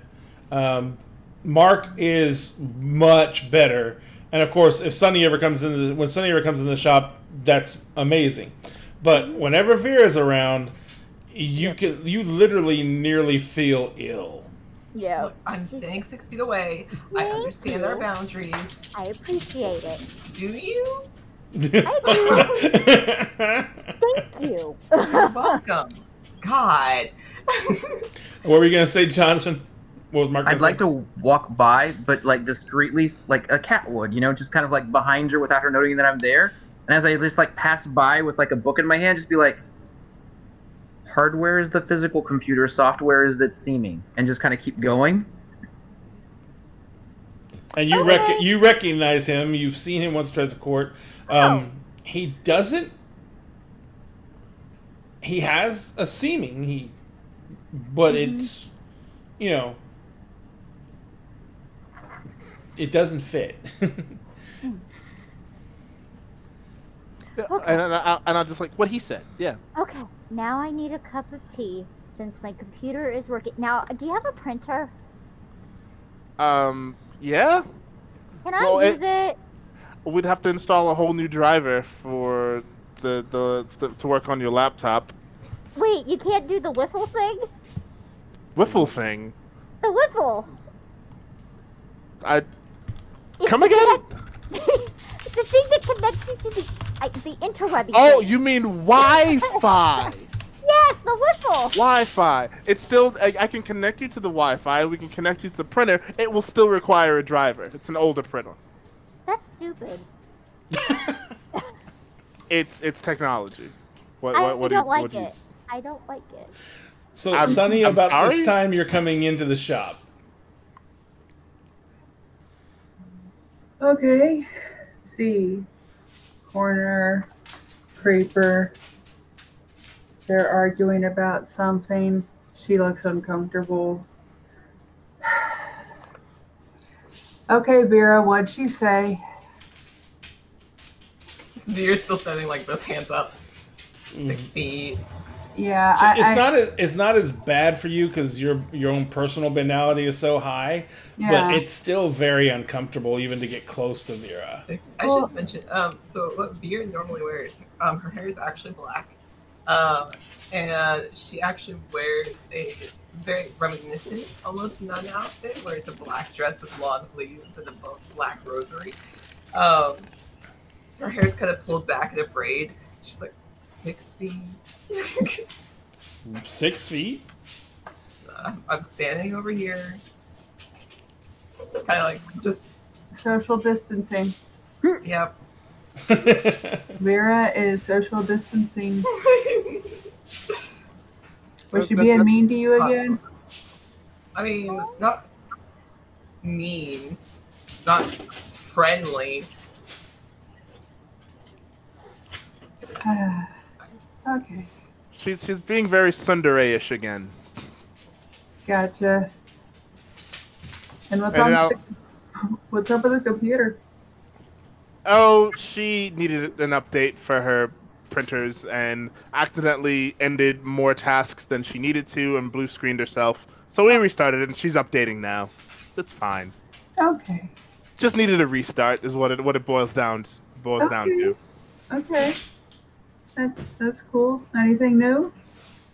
This has been the newest thing today. Penny's downstairs asleep. Store's running as usual. It's very nice. I am apparently tech support. Right about then, the employees only door opens up, and it's a staircase down to the basement. And Penny is standing in the doorway. She's still in PJs. She has her phone in her hand, and she's like, she looks up, and she kind of looks at you, and she says, 32. Huh? 32 text messages.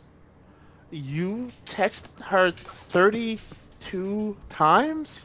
It didn't Penny, say are you up? Penny, are you up? Penny. Something happened. You know you can put this all into one sentence and send it at one time. Wait, you could do that? You could do that? Yes. Oh. It's like writing a letter. Okay, hold on. Let me try this. No, you don't have to try this now. Penny just walks up to you and takes your phone out of your hand and says, "Go have tea." And she puts your phone down on the counter. Do you have that butterfly pea flower tea? Yes. Penny, you go back to bed. I will make her tea. It's fine. You need your sleep. I already printed out the invoices, and they were in the outbox. Oh. Alfred didn't tell me that. Alfred attends to your needs. He doesn't actually work at your store. He's the accountant. Yes, but he doesn't handle the day-to-day operations. That's why you pay me. Oh. Thank you, Penny. She kind of looks around and she's like, "Oh, do you need help out here?" And you kind of look around and you notice that, it's kind of crowded, especially for this late. I mean, the tea shop's getting ready to close. Normally you have people clearing out except for the people who intentionally come this late at night. And normally there'd be like half a dozen people in here at most. Yeah. And you can see that there is probably just in this area alone, there's like 10 people, and the only ones you recognize are these immediate few. I will kind of lean over to Penny. Maybe just for a bit. I'd recommend getting out of your PJs though. It's like, she kind of looks at you and she says, "Fine." And she goes, and she kind of walks in, She turns around, she looks at you, and she kind of like the door streaks closed like she's slamming it, and at the last second it goes click click, and then it goes click click, opens up, and she's fully dressed. And I will walk over to Penny. I'll give her a hug, and I'll whisper in your ear, "I'll pay you double for the evening. Don't worry about it." She kind of like she melts a little bit. She gives you a hug back, and she says, "Shut up, I'm fine." And then she goes walking over. She immediately walks over to somebody who's like looking at one on the new release rack, and she's like, "Hi, can I help you?" She just like doesn't even begin to finish the conversation. She just walks over and starts working. Young people, okay. You don't pay her enough. You don't pay her enough. Yes, I Mark. don't pay her enough. She just got a pay raise. She makes $15 an hour. You do know that's the minimum wage here, Oh, right? is it? Yes. Oh, I should. You know what? When I get to work tomorrow, I'll have Alfred set aside 19. We're good. That's a start. It's a start. Jonathan, was Mark going to say something or do something? It sounds like they left her phone on the counter because she walked off to get tea, and they've all walked away from it. Mm-hmm. And if that's the case, I'd like to walk over there with my book, set my book down in front, pick the phone up, and then start scrolling through to see if there's anything really interesting in here before I need to put it back down and walk away. Oh, you'll probably see, "Hey, Penny, what is this mean? Penny, what does this mean? Penny, what is this? Wait. The first thing you see is a mailbox inbox with 345 unread emails. Oh, is there anything in there from anybody else I might know that would be interesting? 90% of the emails are literally things that should be going to her spam folder, but because she's read them, they're now going to her inbox. Okay. And the rest of them, like, the court doesn't really use email. But there is a bunch of there's a bunch of correspondence about her business. Different dealers coming and wanting to have exhibitions. There's different artists who are trying to get her to host their work. So there's a lot of business emails on there. She has. We're trying to contact her about our extended warranty. Yeah. The biggest thing, the funniest thing about it is there's so many many emails in here. Well, there's so many emails in here that should be going to her spam box that, like, because she opened the spam email and now they're going to her inbox. So that's why her inbox is just flooded with crap. And she clicked the links and she shouldn't have. Yeah. Well, that's finance and mortgage. Penny will literally, if she has to send her a document, will literally email it to her, and then when she gets to work, she'll open up her Rosalind's email and Rosalind. No, you did it wrong. Rosalind. Rosaline. Rosaline's. She'll open up Rosaline's email, and she'll literally find the email she sent to her to open it. Oh my god. Because otherwise it just gets lost. Oh yeah, there's like a couple apps on there too. Just out of curiosity, is your email address at AOL.com? Oh no. Or Hotmail. Hotmail. Hotmail. It's Hotmail. Hey, I know people who still have Hotmail accounts. I'm 50, but I still know people who have Hotmail accounts. I know people with AOL accounts still, so But wait, is that just because they're being ironical, or is that for real? No. Oh yeah, there's like a Sudoku app on there. Sudoku. Sudoku app. Sudoku, maybe Candy Crush. Seems like a Candy Crush person. No. There's a notepad. There's a notepad app on there that has notes going, Penny, Yes. this thing isn't working. Penny. Oh my god. And then there's Tinder, and then there's no. Tinder. She didn't put it on there. Oh She's the god. last person who needs Tinder. She didn't put it on there. Fox She didn't put it on there. Fox Rider just tried to make me feel super old. Oh my god. as soon as my curiosity's been satisfied, I'm just going to kind of like put it back where it was, and then just walk away like I never touched it. So, Rosaline, there, you're sitting there, right, and you're kind of like watching everyone kind of get back to their business, and you're like, you know, looking, you're turning towards your laptop and all that, and right then, Brisquet pops up beside you. And he has something in his hands. Whose phone is that? Kitty. Kitty. Oh. Kitty. I don't have a phone. Huh? I don't have a phone. You don't have a phone at all? I can't pay for it. I mean, if I have one, it's disconnected. Oh. Sorry. Brisquet can steal my phone. I don't know. It's Emery's phone. Oh man. No, he would have tried to take Mark's phone. Oh, okay. Well then, I'm pretty sure you have one of these.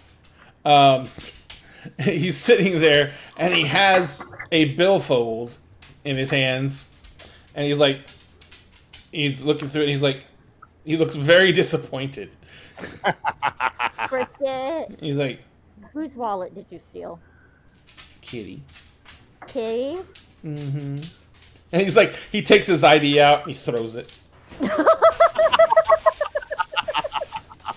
He's like, he's opening up the money portion of it, and he's like, looks at it, and he shows it to you. He looks absolutely dejected. There's nothing in there. Rosalind looks offended. He says, he takes a wallet, and he's like, all right, hold bad on. kitty. Throws it over his shoulder. Oh my god. Brisquet. Yes. We talked about throwing things. He kind of like on stubby little legs turns around, picks up the wallet, walks over to the trash can, and dumps it.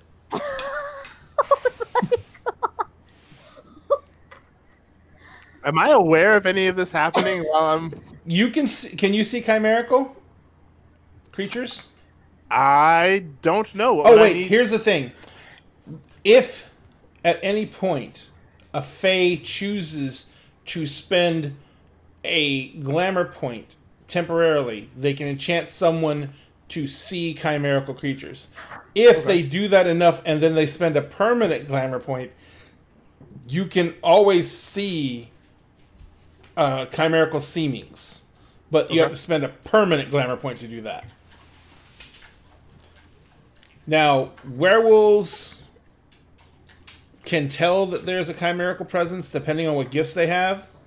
But for the most part, unless you're Fae and you have the ability to see chimerical creatures, or as in Mark's case, you do have the ability to see chimerical creatures, correct?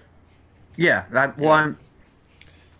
I'm not full-blown Fae, but I'm about as close as you can get without actually becoming Fae. Yeah, and so you can see chimerical creatures, and I know that mages can get to the point where they can see chimerical creatures.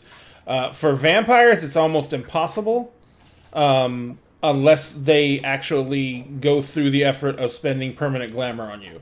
And I gotta look up the rules. I don't remember if it costs actually more because it is permanent glamour. It is a vampire. So I don't know if it's costs more than one permanent glamour or not. I'll look that up later. But you can be temporarily enchanted to see chimerical creatures, or if you get to that point in a relationship where you're really trusted by the Fae, they can actually enchant you to see chimerical creatures permanently. They rarely ever do that because it doesn't just count for them, it counts for all Fae. So if they permanently burn a glamour point, which means you like literally erase it off your character sheet and you spend it on the mortal or any other creature, you can enchant them to see chimerical. But in the end, like I said, it's a big risk because they let you see all the chimera and all the Fae. Okay. So, but I will just say for now that I don't know what's going on. Yeah. I maybe see like a things flying randomly if I see any of that at all. Make me a wits plus alertness roll. Difficulty 8. Wits plus alertness. Okay, you'll have to remind me of how these rolls work. Yeah. So you take a number of d10s equal to your wits, and a number of d10s equal to your alertness. You're going to roll those d10s, and you're going to tell me how many you get above an 8 and how many ones you get. Okay. That's going to be... Whoops, hang on. I just dropped one. Oh, there it is. Yeah. What's and alertness? Okay. It's under talent. Okay. Is Chimera being stealthy about any of this stuff? Oh, yeah. I got none of them are above an 8, and none of them are a 1 either. Okay. So, no, you didn't notice anything. Cool. No, he's not... He was being stealthy when he was, lifting stuff off you, but he was not being stealthy when he was throwing it in the trash. He didn't care. And plus, he's used to people not seeing him. So, first thing, is anything else missing? From you? Yeah. No. Just your wallet. Can I see him? Yeah, you can see Brisquet. Yeah. But would you gonna be go paying pick my attention to stuff up. Brisquet? Huh? Like this is the egg. Well, your ID is still technically on the floor because Brisquet didn't bother with that. You go walking over there. As you go walking over there, Brisquet is kind of still standing out there, almost in the open. And as you get closer, he kind of like he hops back, and when you get close enough to actually get to your ID, he like jumps all the way back behind Rosaline, and like kind of like gets behind her knee and like is looking around and kind of just glaring at you. I'm not gonna look at him directly at all. I'm just gonna pick up the ID, and then I'm gonna like go over and get the wallet out of the trash, and then I'm going to turn and glare at like one of the employees and give them the look like I think they did it. Okay. The employee looks at you and is like, "Is something wrong, sir?" No, and I'm just gonna like say it kind of like nah, and then just grab the thing and just walk off. All right. I just want Brisquet to not immediately realize I can see him or her. Gotcha. It is a he. It's a he. Okay. With a name like Brisquet, it's got to be he. You. I have So- a character on WoW with that name. Brisquet. Yeah, she's a Tauren. Love it. So, Nice. Sonny, you are here trying to ask Emery something, correct? I'm actually a little conflicted on this because, I mean, just going and being like, dude, I have this student and this is what they're doing. I kind of feel like I'm sharing that kid's business. You don't necessarily need to... Well, it's going to be obvious that it's for one of the students because you really wouldn't be doing that for the faculty. But you're not telling him exactly who the student is, and this is absolutely not normal, typical behavior. And it's very troubling for this situation. Okay. That's the only and you know that Emery's has, like I said, a lot of connections across the supernatural community, and your only other choice is to take the kid to court. And if you take him to court, it's going to become a matter for the Fey courts to decide what to do with the child. Actually, wouldn't I want to talk to the she about this one? So, no. I mean... And the long and short of it is no, because the she are assholes. True. And the biggest thing about them, and the biggest problem that leads into, is the fact that if the she think that child is a threat because there is something wrong with them that may cause some kind of exposure, they may do something like...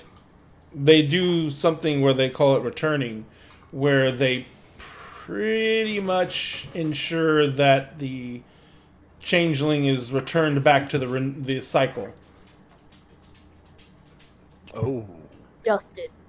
Yeah. Because the risk of exposure is so great with someone who may not be adjusting well to the life that it may be just simpler for them to move on. Yeah, don't want to break the silence.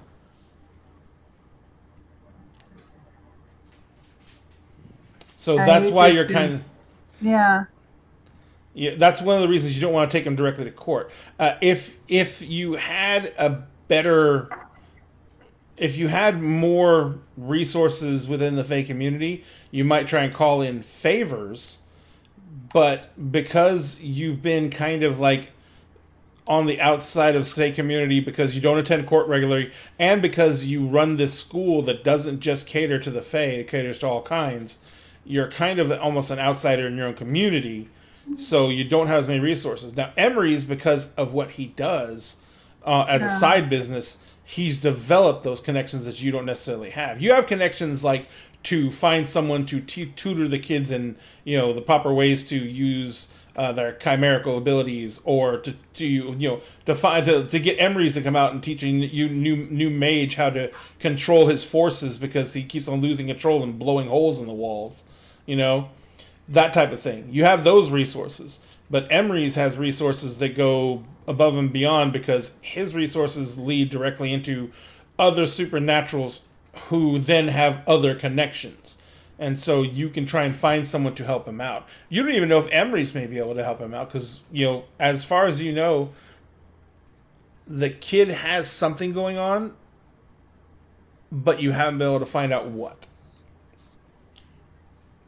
He just won't talk to me? Yep. And the only other thing is being very invasive and using your abilities.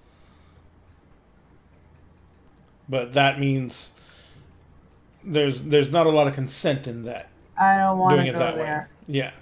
That's consent is key, and no, I'm not using. No, that's a big old no. Hell no. Gotcha. But yeah. So are you going to attempt to speak to Emery's?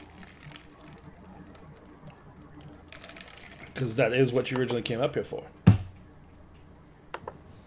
Okay. Emery. Yeah. Huh. Yeah. Can you want to come talk over here real quick? I got an issue that I kind of don't want to be on prime time, if that makes any sense. Yeah. Let me go ahead real quick and take this tea over to Rosaline, and I'll be right with you. Rosaline, sorry. I got the first part right, and it's the last bit. At some point, she could be like, "Okay, y'all, just call me Rose. Just call me Rose. It's easier at one point. Just at one point." Well, Rose, and it'll be. I'll be right with you. And I bring you like a mug of the tea requested. Just hang out for a bit. Let your computer restart and update, and you should be fine. Do you know where my phone is? Penny, where did you put Rose's phone?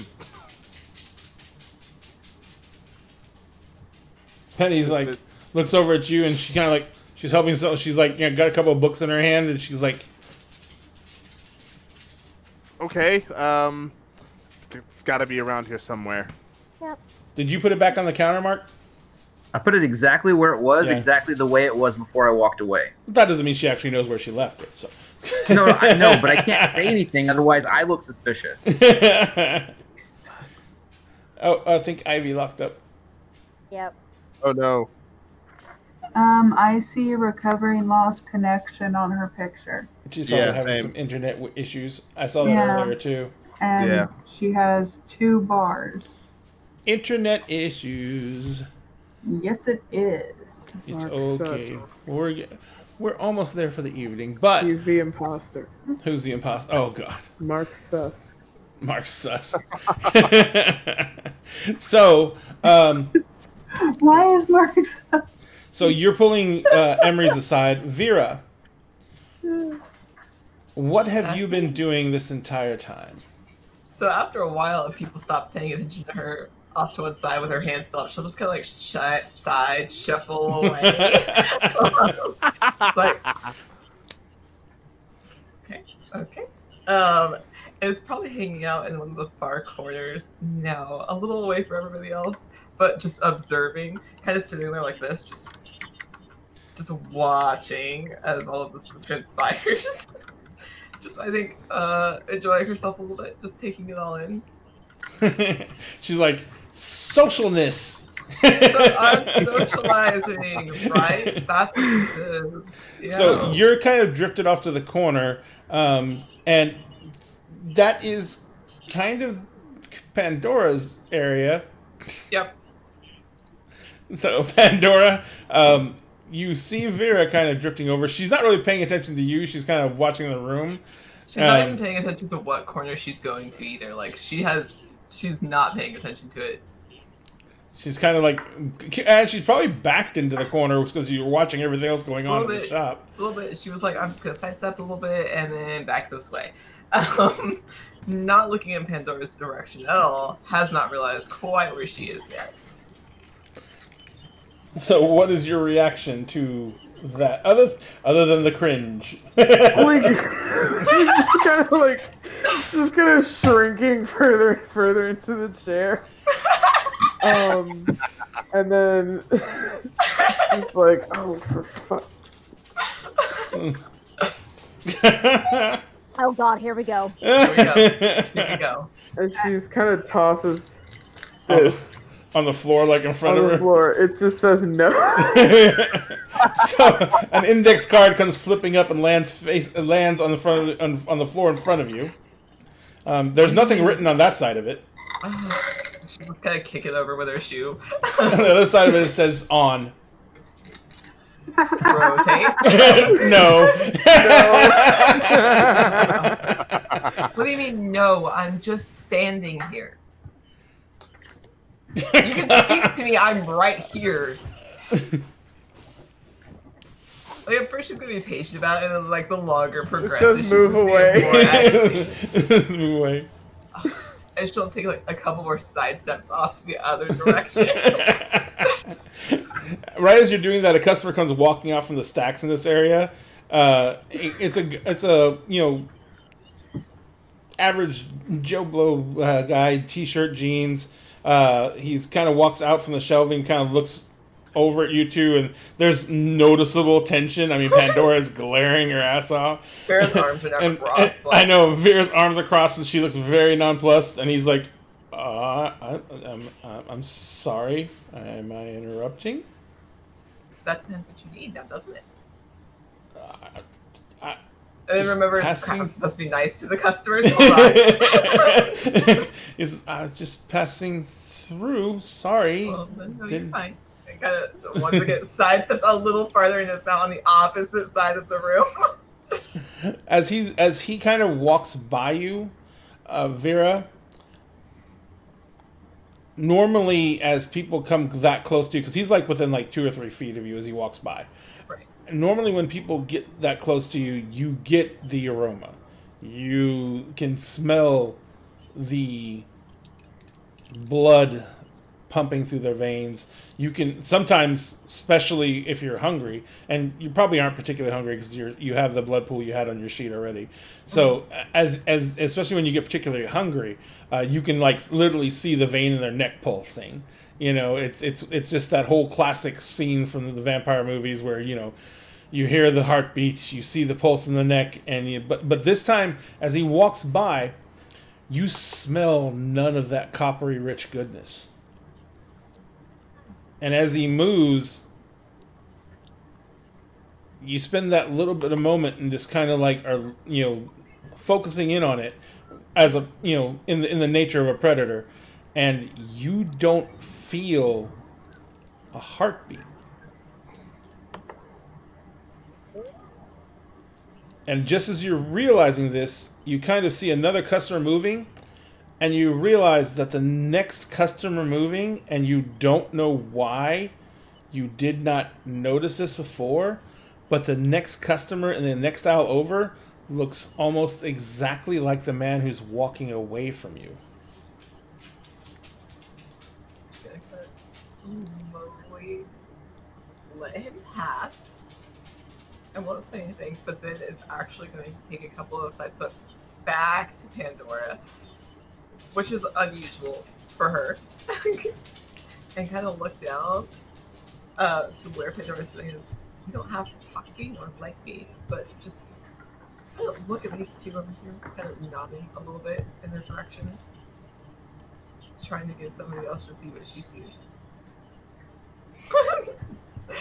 It says twins, question mark. I love the whole twins question mark.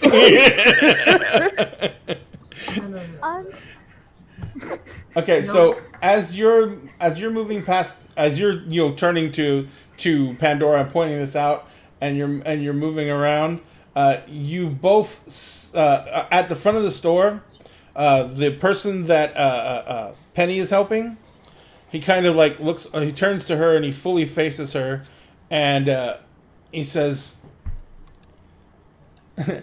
he turns the face, he says, Penelope Alid Guerrera, you have been found to be an aberrant. You are a danger to reality. You are hereby condemned to death. He's like, the technocracy has spoken. And at that moment, every single other customer that's not you all in the store turns, their hands go up to the right, their wrist falls down, and a gun barrel comes out of the stump of their arm. Oh. And that's where we'll wrap for the night. I hate you. Oh, shit. You not going after my kid. What the fuck? Free my girlfriend on my and she ain't do nothing. I was just sitting here because I think Rosaline would have noticed that nobody in the shop was paying attention to her because... Yeah. Unless there was an effect in place that would stop anyone from noticing anything by covering everything with mundane. Yeah. Think technocracy. God damn it. All right, ladies. Rosaline is gonna be upsetty as spaghetti. Never put your hands on my kid. Just come out here. I just want to talk. Oh my Just god. want to talk. Don't, you do not touch my kid. This is my kid. No, her and Emery. This is my kid. Don't you ever! So, we're going to go ahead and wrap for the evening here, ladies and gentlemen. We will be back in 1 week with the official first episode of Emerald Sanctums. Thank everyone for being here. We're probably going to be on Twitch next week. I was mainly just checking out the cameras and everything tonight and getting us the last time to get some bonding between the characters and the players. Thank you all very much for showing up. But we will be back in 1 week with the first for the first episode of our new endeavor, and it's going to get very riotous in the opening moments. So Apparently. please come back and join us, and we thank you all so much. I'm going to go ahead, and I just realized normally excellent, thank you very much. And it will be, we try and stop at 10 because everyone's, we're all coastal here, and I know that it's midnight it's 11 o'clock for Milagros, and it's 10 o'clock for me, and 11 for me. And then Sphinx probably wants to go get dinner, and so, I'm hungry. Yeah. So we're gonna try and wrap it at 10 o'clock Central Standard Time. We're gonna be starting next week at 7 o'clock, guys. Ivy, I know that is that still gonna be cutting it tight for you? We cut it a little tight, but that's okay. Are you sure? I mean, if absolutely. Oh, I was to say, if everyone's okay going 30 minutes longer, we can move it back by 30 minutes. That's fine. I don't mind. That's fine. Wednesdays are my day off from any games. So Wednesday, I can go a little later. I set aside Tuesdays for this specifically, so you're good. Oh yeah. Yeah. All right. So we'll see if we can start at 7:30 next week, and we'll make that the starting time from this point on. And we will be getting into it next week as we see what happens when the technocracy throws down a reality squad on some poor supernaturals. Woo. All right, guys. Thank you very much, and have a very good evening. We will see you in 1 week.